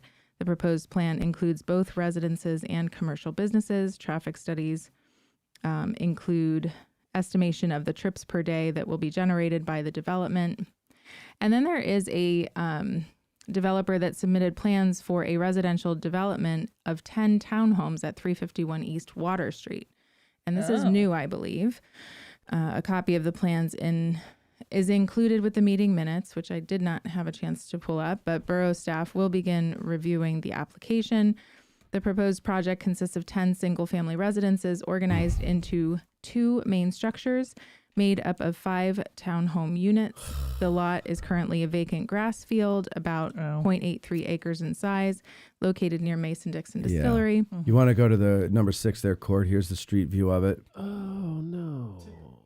There it is. So there's going to be a apartment So building. it said, Whitmore said that the challenge of the site was providing parking, and borough staff was recommending the developer explore off-site parking options to meet the off-street parking requirement. They could change the rules for street parking. It's a Commission wide road. Commission member Look how wide it is. Jolin noted that there didn't appear to be much room between the unit garages and the street as currently represented in the drawings. So he has drawings that he submitted and they don't show very much space. But he said he had not had a chance to look at the measurements. Any vehicles parked in front of the garages might infringe on the bike path. Whitmore said the specific questions about the design in buildings and specific questions about accessibilities like curb cut design could be explored in more detail during the review process. That road's not as wide as you think it is. No, it isn't. Now that I just looked at it. Yeah. Well, and there's a bike path. Apparently there's going to be Is it Did you there know there already was a or bike there's going to path? be a bike path? Well, it sounds like it's there. It said it would impede on the bike path. Yeah, I think it's part of that, like when you come off of Steinwer, make a left on Queen, it kind of winds back that way. Yeah, there's like it's not a separate path. It's like a lane. It's a reroute. But right. They have symbols on the road or whatever. Symbols on the road, yeah. All right, well, we'll see how that goes. So another apartment building coming to town. I guess so. All right. When we were away, there were 2 big news things, and people were kind of looking at us like, what's going on in the Gettysburg area? One was the vandalism, which we talked about earlier. Huge. And the other was this. 3 police officers and a suspect were killed, and 2 other law enforcement officers were wounded in an ambush on Wednesday afternoon at a York County farm. So York County is the next county east of Adams County, where we are now. And this happened outside of Spring Grove, which is not that too far away. Yeah, now where... Okay, well, I'll just look it up. Where? Yeah. North Codorus Farm on Har Road, HAAR, So near the Emmix Road. Codorus, what, Sydney, what did you say? That's between Hanover and York? Kind of between Hanover and York. Spring Grove, PA. Sorry. Okay, so go ahead. So the officers were from Northern York County Regional Police. So there used to be a Southwestern County, York County Regional Police, and then another one that was in that area, but they were defunded recently, and they are now all using Northern York. And that's far. That's up near Dillsburg. Yeah. So these guys had to go quite a distance to get down there. But police were called to this farm around 11:30 p.m. on Tuesday for what Baker called an incident of domestic violence.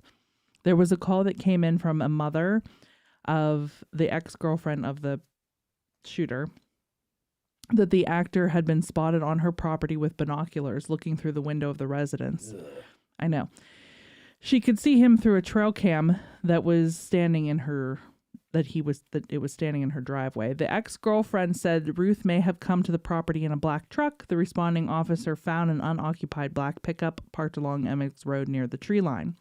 Officers went back to the residence and spoke with both the ex-girlfriend and the actor, and the mother of the actor and the ex-girlfriend of the actor. Why are you calling him the actor? Because they won't call him anything other than the actor. I don't know why they didn't call him the shooter. This is what they're calling him. The suspect. They actor. call him because he acted. That I don't know. The state trooper at the press conference said that. So yeah, this is his direct quote. Gotcha.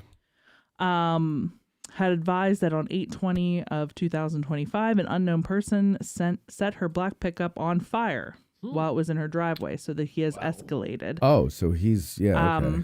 To now basically spying in the windows. So they sent the police there to issue a warrant. Well, also, while he was spying in the window, on the trail cam, he had a rifle. Yeah, he had an AR. Okay. Now, what do we have his name?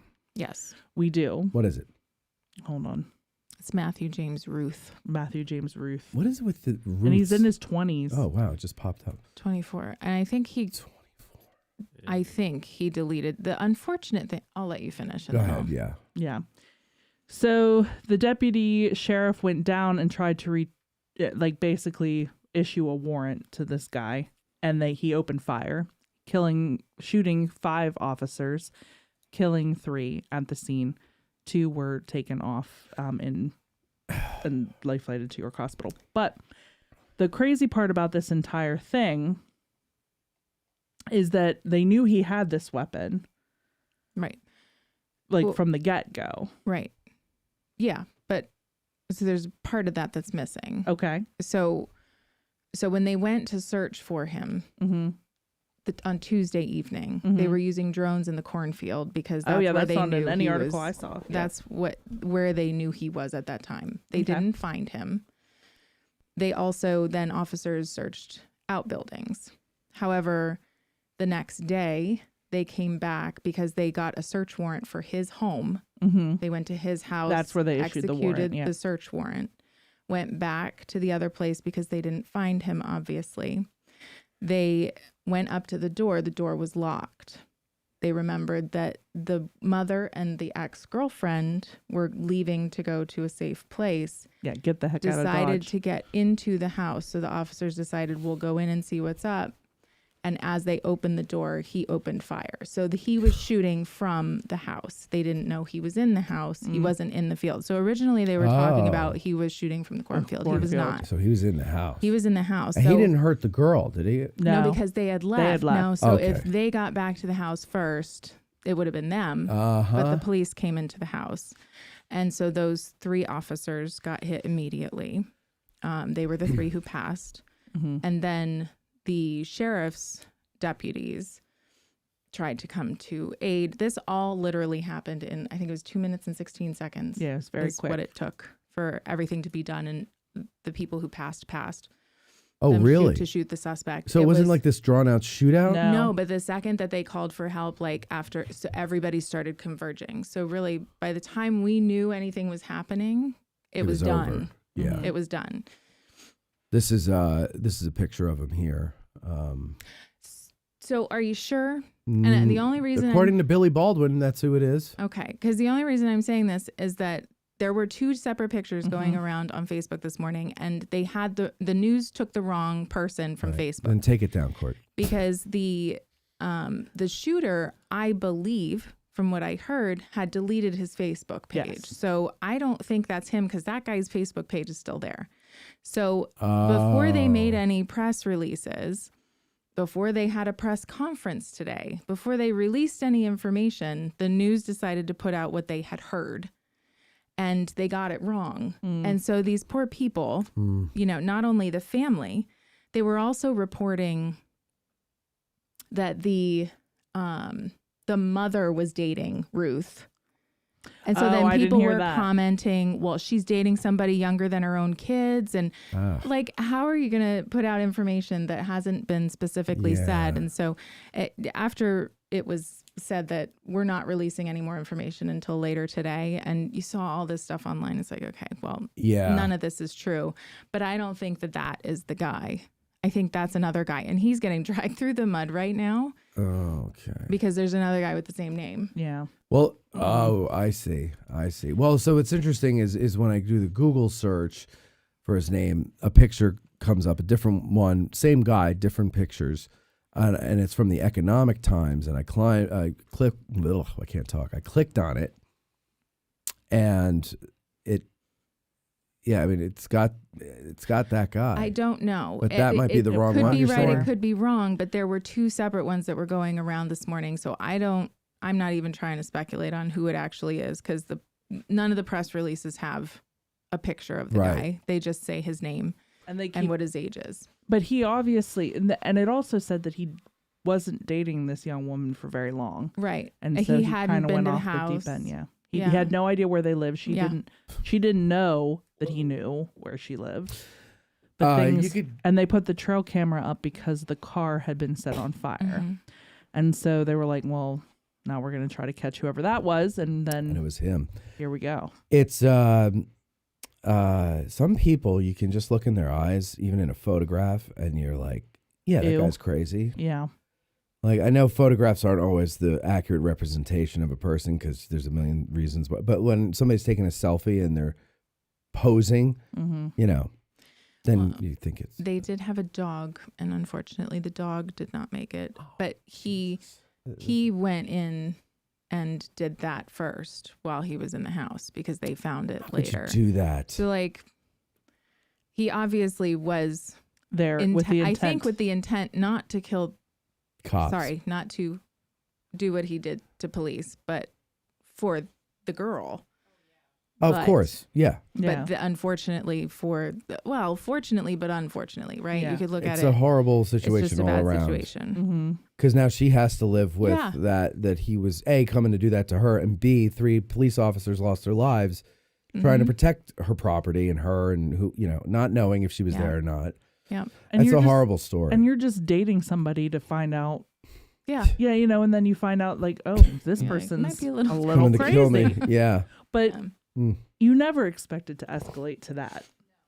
No, you don't.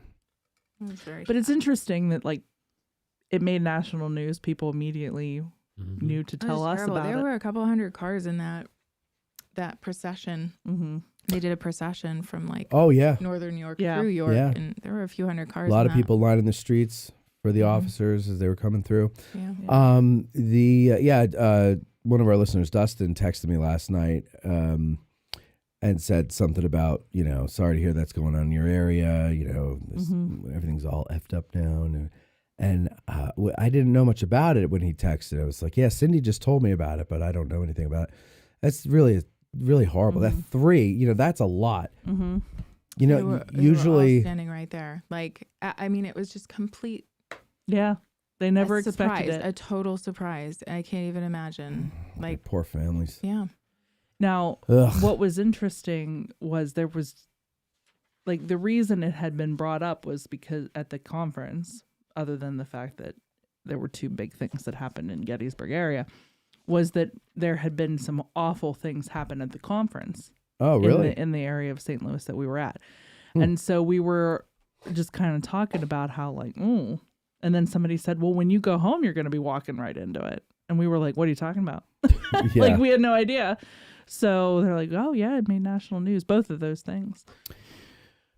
Very sad. Yeah. Very sad. Open up the asylums, ladies and gentlemen. Go ahead.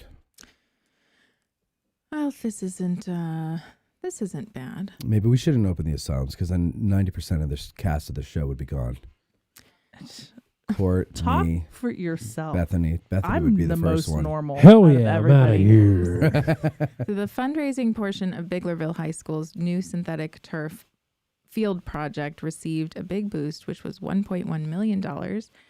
They're part of Upper Adams School District. They received an anonymous donation in the amount of $1.149004.21. It went towards the Musselman Stadium turf project, which is a new stadium turf that they're trying to put in. So thank you to the various generous donation. Board members unanimously accepted it. Why would you not? Which comes with someone well acquainted with the community. The donor grew up and attended school in the district and has children in the district. One grandchild just graduated. Another is currently attending school in the district. They approached in January of 2024, and they were meeting behind the scenes to discuss it. So good for them. They got a big boost, and they're going to start working on their project. And if you, by the way, have a $1.94004 million donation to make, I know a board that would gladly accept it as well. It's at the DH Pioneers, Digital History Pioneers Foundation, dhpioneers.com. The news is brought to you by them today. Do you know what the Imagination And it cost Library is? I do. Do I know what? What the Imagination Yes, Imagination Land. Library. Imagination. Oh. Library. No, I don't know that one. So it is Dolly Parton's Imagination Library. It is dedicated to inspiring a love of reading by gifting books free of charge to children from birth to age 5 through funding shared by Dolly Parton and local community partners in the United Kingdom, United States, Canada, Australia, and the Republic of Ireland. It is inspired by her father's inability to read and write. She started the Imagination Library in 1995. There you go. It spans 5 countries and gifts millions of books. They have currently given 287,502,435 books. Oh, books. Okay. I thought it was going to say dollars, and I was going to say, if you want to give $285 million to a foundation, I know one that'll accept it. I know. Red Cross. But this is now, dhpioneers.com. This is now available in Adams County. No, unlike the Red Cross, like 98% of the money you donate goes to what we say it is. Go ahead. Okay. Yeah, which is a slush fund for addressing fun Gettysburg and parties and stuff. Yeah. We have big blowouts on For yachts. dinners after. Dinners. It is now available to all Adams County children from birth to age 5 through a new partnership with the Adams County Library System. The program will mail free age-appropriate books each month. The books are available in English or Spanish. For more information or to register a child, visit imaginelibrary.com/USA. You know what? Let me tell you what I like about Dolly Parton. Was that me? Who dropped? It's behind your chair. She puts her money where her mouth is. She's made a lot of money. She's done well. She does things like Dolly World or Land or whatever the hell it's called for our entertainment. And she was embarrassed by her illiterate father, and she made up Imagination Town. And that's helping illiterate children all around the country in Spanish and in English. And it's a very nice thing. I like celebrities that take their money and actually do something with it. Not just like give it to a charity and then, hope it goes to where. No, they actually like do it themselves. They build their own thing. And you got to respect her for that. And she's like 98 years old. No, she's older. She's 82 years old. I think she's in her 80s. Yeah, she's in her 80s. True. Yeah. But my step-aunt, yes, I guess you would is call Dolly her, even Parton. though we're so close in age. She's my step-aunt. She lives in Pittsburgh, and she had signed her kids up for it out in that area. And then when they grew up, she gave me the books for Ezra. They're not just like random books of things you've never heard of. They're actually really good selection of books. And I'm excited that it's coming to Adams County because we need more of that kind of stuff. We need imagination. Yeah. Yeah. Yeah, we do. What, Debbie? She She's 79. Oh, that's it? I thought she was in her 80s. Good for her. I thought she was 82. Doesn't look a If day I over had said it, 78. I thought she would have been 82. All right. Sorry, what's Dolly. You look great and you're wonderful and I love you. Helicopter transports victim after crash involving deer and motorcycle. This is what. Oh, this is right by our house. Yeah, one person was transported by helicopter after a crash involving a deer. How the hell did they get a helicopter in and there? a motorcycle. They responded to a crash night of September 7th. The victim was transported via helicopter. Condition is currently unknown, unclear whether the deer survived. So basically this article says, I know nothing except that a deer and a motorcycle collided and a helicopter had to land on the road. That would explain the deer Major was barking at the other day with the swinging leg. Oh, jeez. Oh, guys, that's terrible. Or nor. Beth. Sorry, I was reading something else. People are crazy.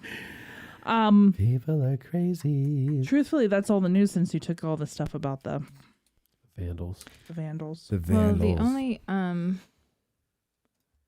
there's a couple of hang on. Gettysburg set a hearing for their zoning proposal. I always try to leave the zoning and borough things for you because I know you love it. Sure. I do. But Gettysburg Borough may have a new zoning law. Welcome to the first hearing of the Zoning Commission. By the end of the year. The Borough Council voted unanimously on Monday to hold a public hearing on the proposal at 6 p.m., October 27th, in the Borough Chambers on High Street. The complete proposal can be reviewed at gettysburgpa.gov/rezoning. Solicitor Harry Eastman said the October hearing sets the proposal up for possible advertisement in November and approval in December. Borough Council President Matthew Moon said delaying the vote would require at least 2 newly elected council members to become knowledgeable on the proposal after they take their seats in January. This process began several years ago when a working group of citizens and consulting firm Michael Baker International drafted a proposal. It was then sent to the Planning Commission, which held several public meetings and listened to hours of public comment. The Planning Commission's version was then sent to the Borough Council, which will have the final say. So the draft divides Gettysburg into 3 zoning districts, in case any of you have forgotten: residential, mixed use, and special, each of which has at least 3 sub-districts. The law outlines what is allowed in each district or sub-district. One thing I found interesting, so advertising a public hearing does not mean the proposal is final. Monday night, council members continued to give input on the document. Moon proposed that vape stores not be allowed in the Old Town District, which is mostly located in and around Lincoln Square, because those stores stock lithium-ion batteries, and many properties include apartments on upper levels. Additionally, Moon said, Old Town is more likely to have buildings constructed with old timber.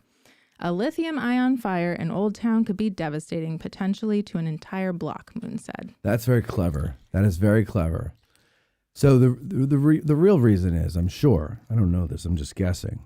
Nobody wants a vape shop. Nobody wants a vape downtown. shop in downtown. It makes it look trashy. Right. So you got to There come is up with one something that right scares now. everybody. So Pennsylvania zoning law mandates a municipality provide zoning for every type of business, which Gettysburg does for vape stores by permitting them in commercial districts. Council members expressed support for Moon's revision. So that's basically it. I found that to be pretty interesting. Yeah. And as I always say when we talk about zoning, if there's something you're upset about or you don't want to see, this is the time to pay attention. All right, here. So if this is AI's answer to how many fires are caused by lithium-ion batteries. The exact number of fires caused by lithium-ion batteries varies by region and reporting methods, but data shows significant numbers such as over 25,000 incidents over a 5-year period in the U.S. Wow, we better ban those vape stores. But seriously, though, they're lithium. There are so many vape stores in this town. Yeah, there are. How many There's are a there? new one opening right in that one shopping center. Mm-hmm. Which one? Wait, hold on. Before I'm not going to be able to tell you which one. There's but the one where P&J's was or whatever. on the corner, Baltimore Middle Street. There's the one down across from ABC. Steinway. Yeah. There's the one next to the 7-Eleven. Out on York Road. There's one on York Road. The one that used to be. But now think of it. Like Gettysburg really, and it's funny that we rejected a casino because Gettysburg really is a town of vice. There's 1,000 bars, all within walking distance of each other in each hotel, right? Mm-hmm. Prostitutes everywhere. Prostitutes everywhere. No, we don't have that. I've never seen a prostitute. No, around I here. don't You think. silly Well, not goose. many female ones. No. Oh, what's the timestamp on that? 2:23. No. So, what else we have? Gambling at all of the clubs, right? Gambling at the 7-Eleven. We have a lot of those. We have gambling everywhere. What are you talking about? Hold on, Only the VFW who and the- cares? Wait, let me Farming. just finish. So the point. Isn't it we have really how annoying many when somebody talks over you? Well, when you're trying to not talk the about host of the something? show, yes, it's very yeah, annoying. It's really annoying. And then you've got breweries, distilleries, wineries. I'm making sound effects. That's fine. I have the louder mic. And then what's wrong with vape stores? That's what I'm saying. Why is the nicotine habit worse than the gambling habit, the prostitute habit, and the liquor Are habits? they right in town? Who? All of those things that you mentioned. There's wine stores, sure. I don't know of there's Well, no sure, beer of distributor course right there's in bars. downtown. Is Is there Not in some downtown, type no. of historic vape store they could open? Yeah, a It's called a tobacconist. cigar store. No, Yeah. no, like historic vapes, like ones shaped like muskets or. Oh, there you go. All I'm saying is that like it seems a little it's not about lithium ion batteries. Just be honest. I don't Well, know. I think wasn't though. there. So, but also, no, because signs you can do what you want inside your building and in your windows. So never Right. mind. No, you can't. No, if You you're can if you're in so- your 12 inches. windows. No, if It has to be 12 inches back. No, it doesn't. Yeah, it does. No, it doesn't. It can be as Since long when? as it's within forever. the building. Yeah. Yeah. If they're It is- trying to tell people it's got to be 12 inches back, I don't think the Supreme Court changed their decision on all that stuff. That No, like but that the was borough ordinance says I know you that. have to- Well, then somebody needs to take them to court because that's Yeah. not if they get fined Like, for that. Like for example, isn't like blue and gray an example of that? Yeah, they have signs on the inside, right? Yeah. on the Yeah, inside of and the like- window. and Everybody that's does. why it's like this huge thing back and forth is because they got. But it's They were not- proposing This a was new one with it. It's so funny. Oh, everything old is new again. Like the borough went through this many councils ago. My friend Gene Golden was a burr in their hide about sign ordinances because he had a sign company. Yeah, we're doing a new sign ordinance. Yeah, I know that. Okay. They were always trying to do new sign ordinances, and every time they would do them, he'd be like, so there's this Supreme Court case that says you can't do that. There's this Supreme Court, like, Yeah. and whatever. Whatever. Who cares? I don't care. I don't Yeah. live So here. anyway, my point was, which is now a moot point because you can put signs, but it looks. I get what it is. Those buildings look terrible. Look trashy, yeah. Like I understand. I Which don't buildings? Which buildings are you talking buildings about? with vape where Vape they have stores. all of the flashy lights like going around and the Oh, LEDs yeah, all no, over the place. it's- They look awful. Yeah, So the to have ads, that in this old town, like I understand having them in a town, of course, everybody goes there. They all buy their stuff, but having it in what they consider old town, I wouldn't want it there either. Yeah. Well, then they can't. Matt just wants them to be honest about it. Yeah, exactly. Like, just don't single. Like, I understand. Like, okay, it looks trashy. Well, then, see if you could get them to not look trashy. Like, just ask them. You know, hey, we're trying to keep the downtown nice and all. I understand you want to advertise.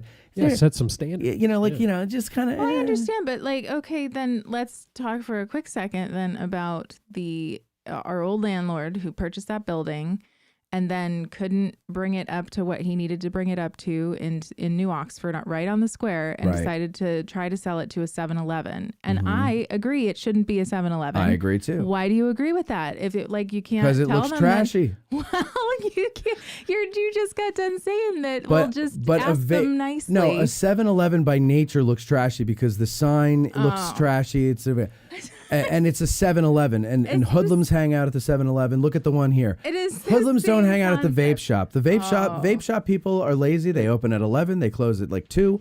They don't want to be open. They don't want to be working. They're hardly there. Nobody hangs out. They hang out inside. They don't hang out outside.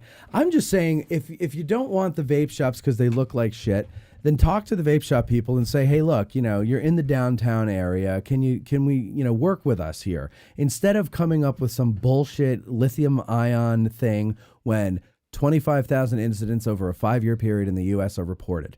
In Australia, there's 10,000. UK saw 900. I don't know. I just wanted to liven up the show. I don't really care. Well, I respectfully disagree with you. No vape stores Hey, in Debbie. Old Town. I don't think. How much do you love me? All right. So you think that... Oh, not Debbie. She's sitting on the floor. Tad, how much do you love me? Tad's I young think that and chipper. towns should have the ability, like this is why, is it HARB exists? HARB. Right? Right. The Hysterical Architectural Review Board. Yeah, well, this is why they exist, and I know a lot of people don't love them, but imagine the lack of charm that this old town I would totally have agree. without them. And so There's if you're a going to necessity for all these things. if you're going to put restrictions in place for homeowners or property owners, then you have to keep that going throughout. Just because it's not owned by them and they happen to, fall under this sign ordinance that they can do what they want to do, doesn't mean that it shouldn't still look that way, because they worked very hard to keep it how it looks so that they could attract tourists, so that I get it. It could make more money. I get it. For the borough. Well, so what do? Do they tell them you can't have... I'm not saying that they can tell them that. I'm saying that I don't think necessarily that it's a bad thing to not want people to have something that could potentially, even in the off chance, be flammable and take down the entire row of buildings. Yes, they'd have to do other things like no candles allowed in your building or Right. what have you. You've got to do things. But I'm just saying that I don't necessarily disagree with the fact that having a way that they're not allowed here is not a bad thing. In Old Town. I'm not saying outside of Old Town. I'm I not understand. saying down the road. I understand. Then you start picking winners and losers, though, because now you've set a precedent that, because people don't like the look of something. What if people decide Nick's record store looks not the way they want it to? I think that there just needs to be, I don't know what that looks like. I don't know that you even can do it. But the problem with the town, this is 1 ounce of the problem of the town as a whole.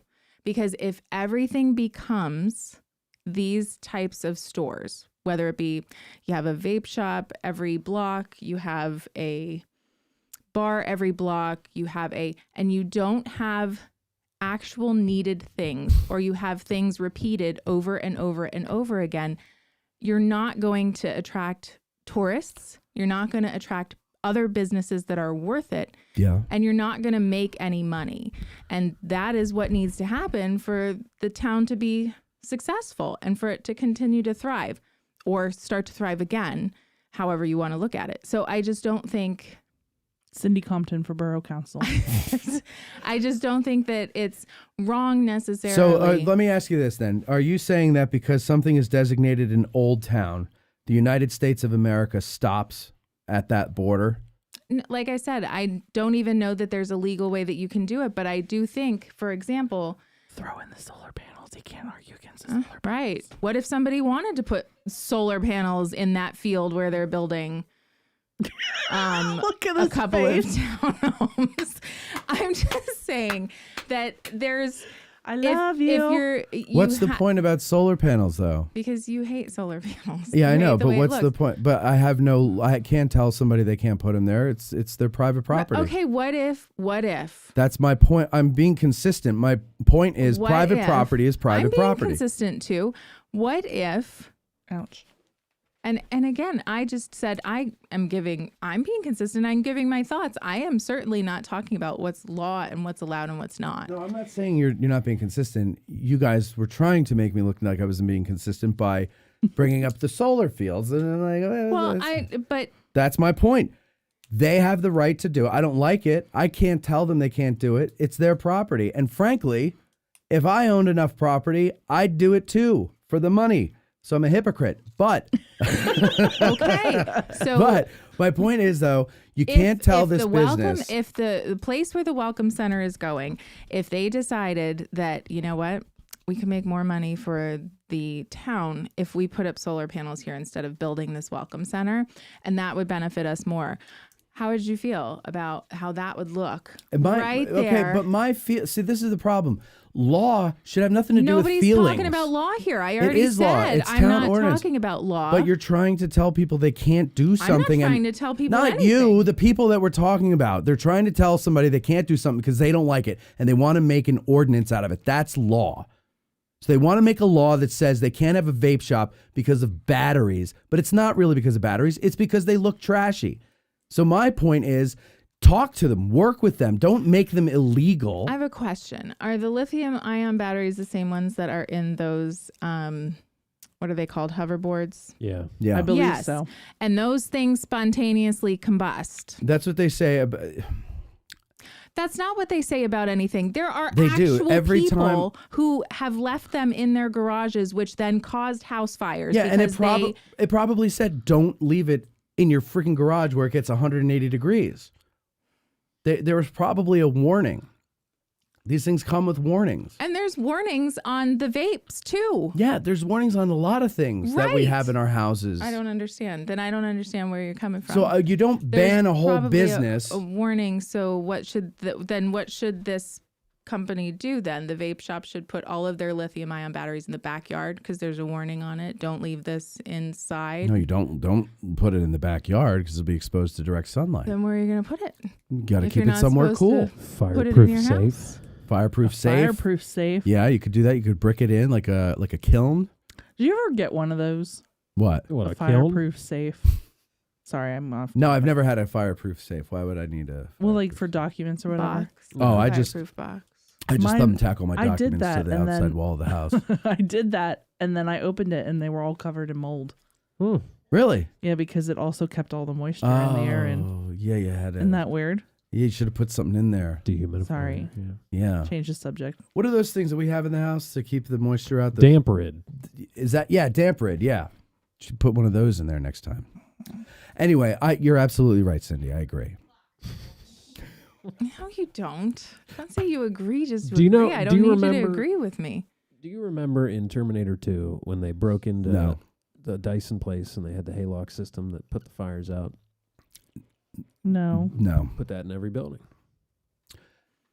Maybe if they want to really get nosy, they should really make everybody come into compliance with code, electrical code. I believe of the fires that I've been aware of in the last, let's say, 7 years in Gettysburg, none of them were caused by a lithium ion battery, but some of them were caused by electrical issues because the building was old and the landlords aren't keeping up with. Week and a Did half you ago. see the Victorian studio? Yeah, that's that, what I'm talking about. Yeah. Yeah. Yes. It was yes. an electrical burned. fire. It It was electrical yes. fire. But it was only like the third That place floor is in a the back, tinder right? blocks. A tinder box. A tinder block. It's tinder block. That place, it's old and it's rickety And that's the second one that's been there, she asked with a questioning voice. No, there was a fire down that way where, no, it was the next section down. It was the old Flex and Flanagan where Cindy had her country store, Cindy's country store. Right. Yeah, behind that house caught on fire. That was because of rags. They left rags out when they did the urethane on the floor. Ooh, that's terrifying. They left it. Yeah, and it's just Don't do that. don't do that, ladies and gentlemen. Don't do that. All right. Okay, Can we go next, to events? please. Yes. Hold on. I have the hiccups. I'm so sorry, everybody. I'm so sorry. All right. This weekend is World War II weekend.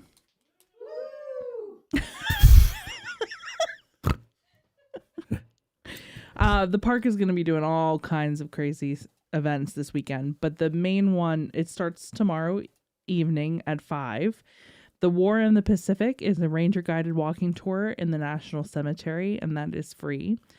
They'll be starting at Tour Stop 16, which is basically Tawnytown Road entrance.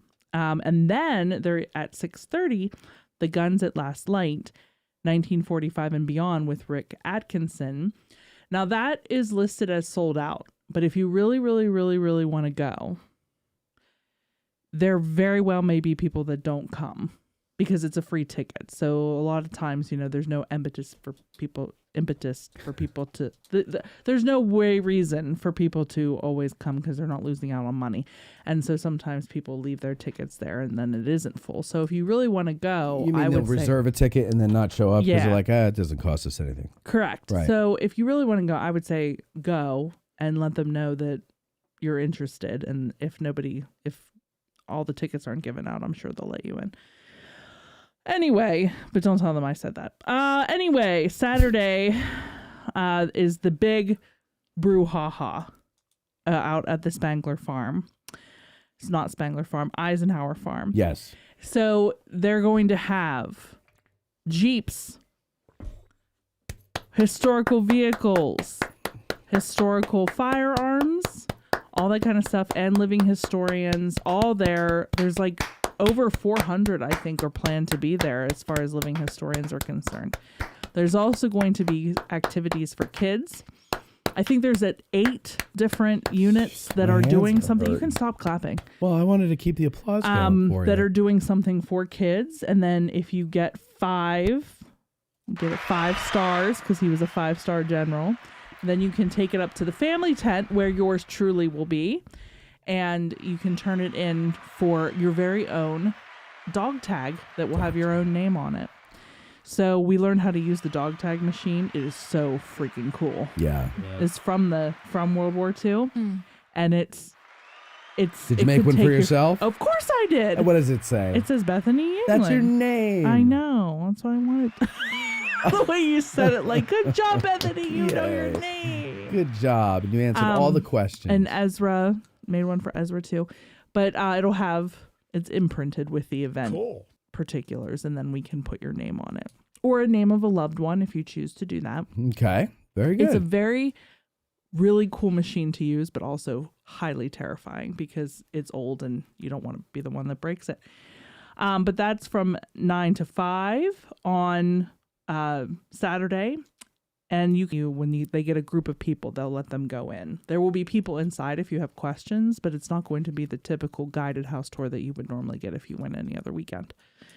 But there's going to be programming all day. Look at their website for all the particulars, but and there'll be food trucks. 9 to 3.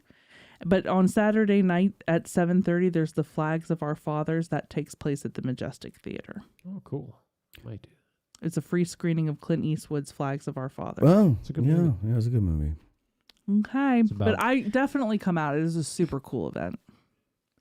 And I'm going to be a little selfish and talk about something that's happening this weekend too, but it is at another location. So when you are done, if you are heading over to World War II weekend, you can then come to the Barn Resort, which is just up the street. Just up the street. From the Eisenhower Farm, not far at all. We are having our Autumn Jubilee. It is the first of many. So first annual? We can't call it a first annual yet. Ah, that's right. But it will be it is the Inaugural Autumn Jubilee. It is from 12 to 6 p.m. And there will be a tasting barn and wine garden there that is a part of it. That runs from 12 to 4. There we have these cute little adorable collectible glasses that are logoed, and they are just so sweet. So you should come and check that out. Are going to be there? Yep. We do have goats for Goat Snuggles. They are only about 6 weeks old and adorable, but we are also having a petting zoo with a mini Highland cow, a mini donkey, lambs, ducks, I believe. I can't remember, but there's quite a few. You can feed those animals as well. There are going to be barrel rides for the kids that are for free. There's also a pumpkin painting. I can't call them hay rides, but wagon-filled or straw-filled wagons that you can take to use for transportation to get you. It's a whole thing. But wait, you can't call it a hayride? It can be transportation to get your pumpkin. So that's what we're doing. We're using it as a pumpkin taxi. So what's you the- can come and ride the pumpkin. Some liability taxi. there somewhere. Is it like an insurance thing that you can't? I don't, it's like a license thing, I think. Like you can't give hay rides. Oh, but you can assist. You can give transport. transportation to people to get pumpkins. Well, how stupid is that? So we and if have, you throw hay in the we transportation, have a hay-filled wagon. It's not actually Loopholes are great. Hay, it's straw. It's straw, yeah, because hay costs more. So but it's okay, straw. but still, you put straw in there, Yes. And you'll be able to ride it, and the tractor will pull you, and it will be super cool. And you could go What pick out your time? pumpkin. It is from 12 to 6.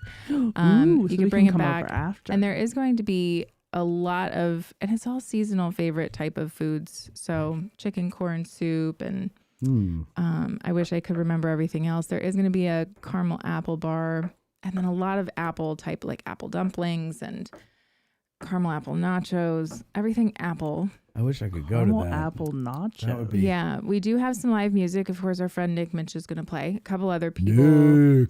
Ellie Cook, who is also very good, and Jenna Lynette. She's been with us before up there, and she is also awesome. So she's going to close it out. And then, as if that weren't enough, at the end of that, we do have from 7 to 11 that evening. So Saturday evening for a $10 cover, we have Great Train Robbery playing, and they are freaking amazing.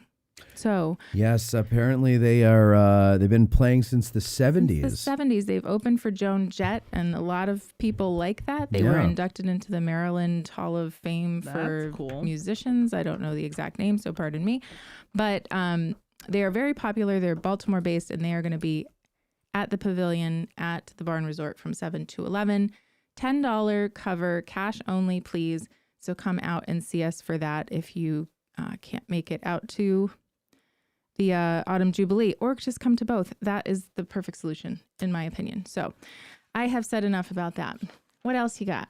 That's pretty much it because everything's World War II weekend. Oh, I have bingo at St. Aloysius in Littlestown tomorrow on Saturday We evening. really are old people in younger people's bodies. What was the thing we were I work talking in about the before kitchen. where I said we're old? Somebody made a reference to something. I don't know. We are old though. But no, I work in the kitchen. I volunteer in the kitchen. I'd say not. Let's say congratulations to the Farmstead Butcher too. Have you ever shopped there? No, where's that at? Well, I don't know where it was. It was in some farm, but it has opened at the outlets now. Oh, good. I'll have to Oh, I check saw that that. out. Oh, I heard that they were going to do that. By the way, Yeah. down in Waynesboro, there's this Mennonite butcher. Best freaking meats ever. I had a ribeye the other day. Yeah. Right? You could eat the fat on this, like without any problem. It was like butter, all the fat, deliciousness. Every bit of that steak went into my belly. Every bit of it. Are you still doing the carnivore thing? Yes. And you feel good? I feel fantastic, except for my ankle or my Achilles heel is better. It's improved, but it's been getting sore. You know, I don't know if you've noticed I've been walking with a limp for the last few months. I don't see you walk. Very That's often. true. I shuffle. So I don't know what it is, like tendonitis in my Achilles tendon or something, but like it was really bad. Like I was walking with a limp. And then I started just doing straight meats and fruits and vegetables and yogurt. That's it really. And it's like, well, it hasn't fixed it because it's been bugging me today, but I think it's because I slept weird. And I aggravated it, but like it's been virtually gone.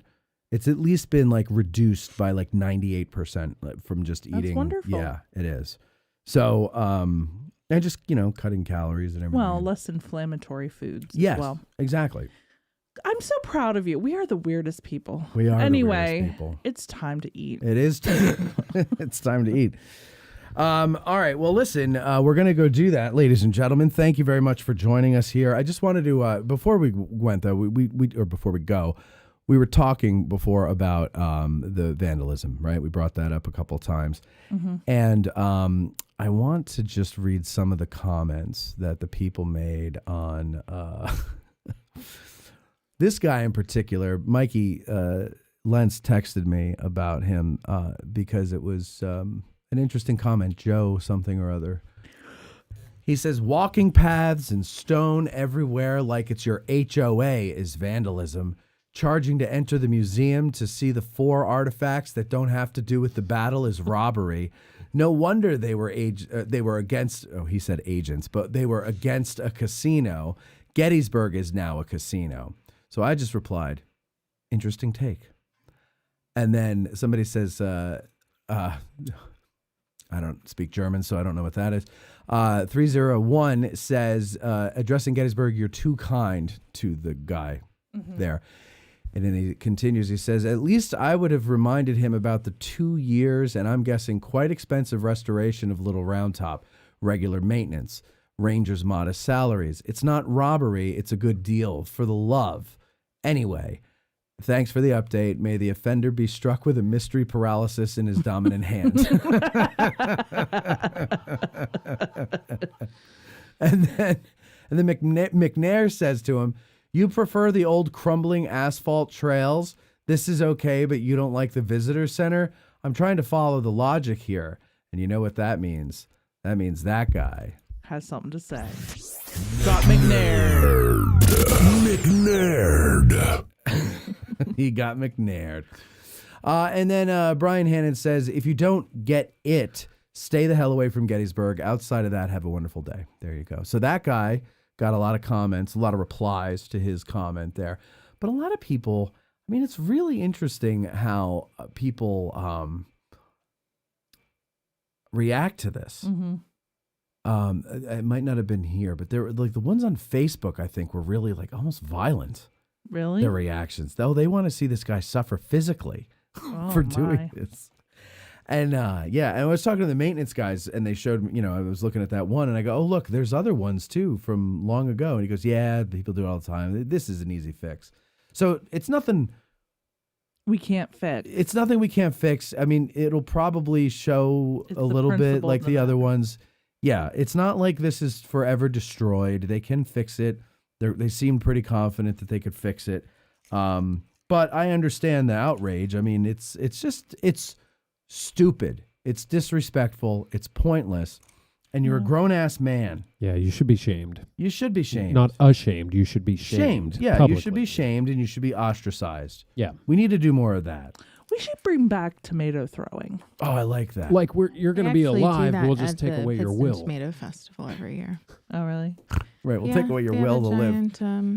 I just tomato feel like, like nice, smushy, rotten tomatoes. Yeah, smelly tomatoes. Just or like peaches are really good when they start to rot. Like they just basically turn to water. Yeah. Nice big fat peach that's rotting. They also have pelt them with pit that. in the middle. Yeah, but the pit in the middle would hurt.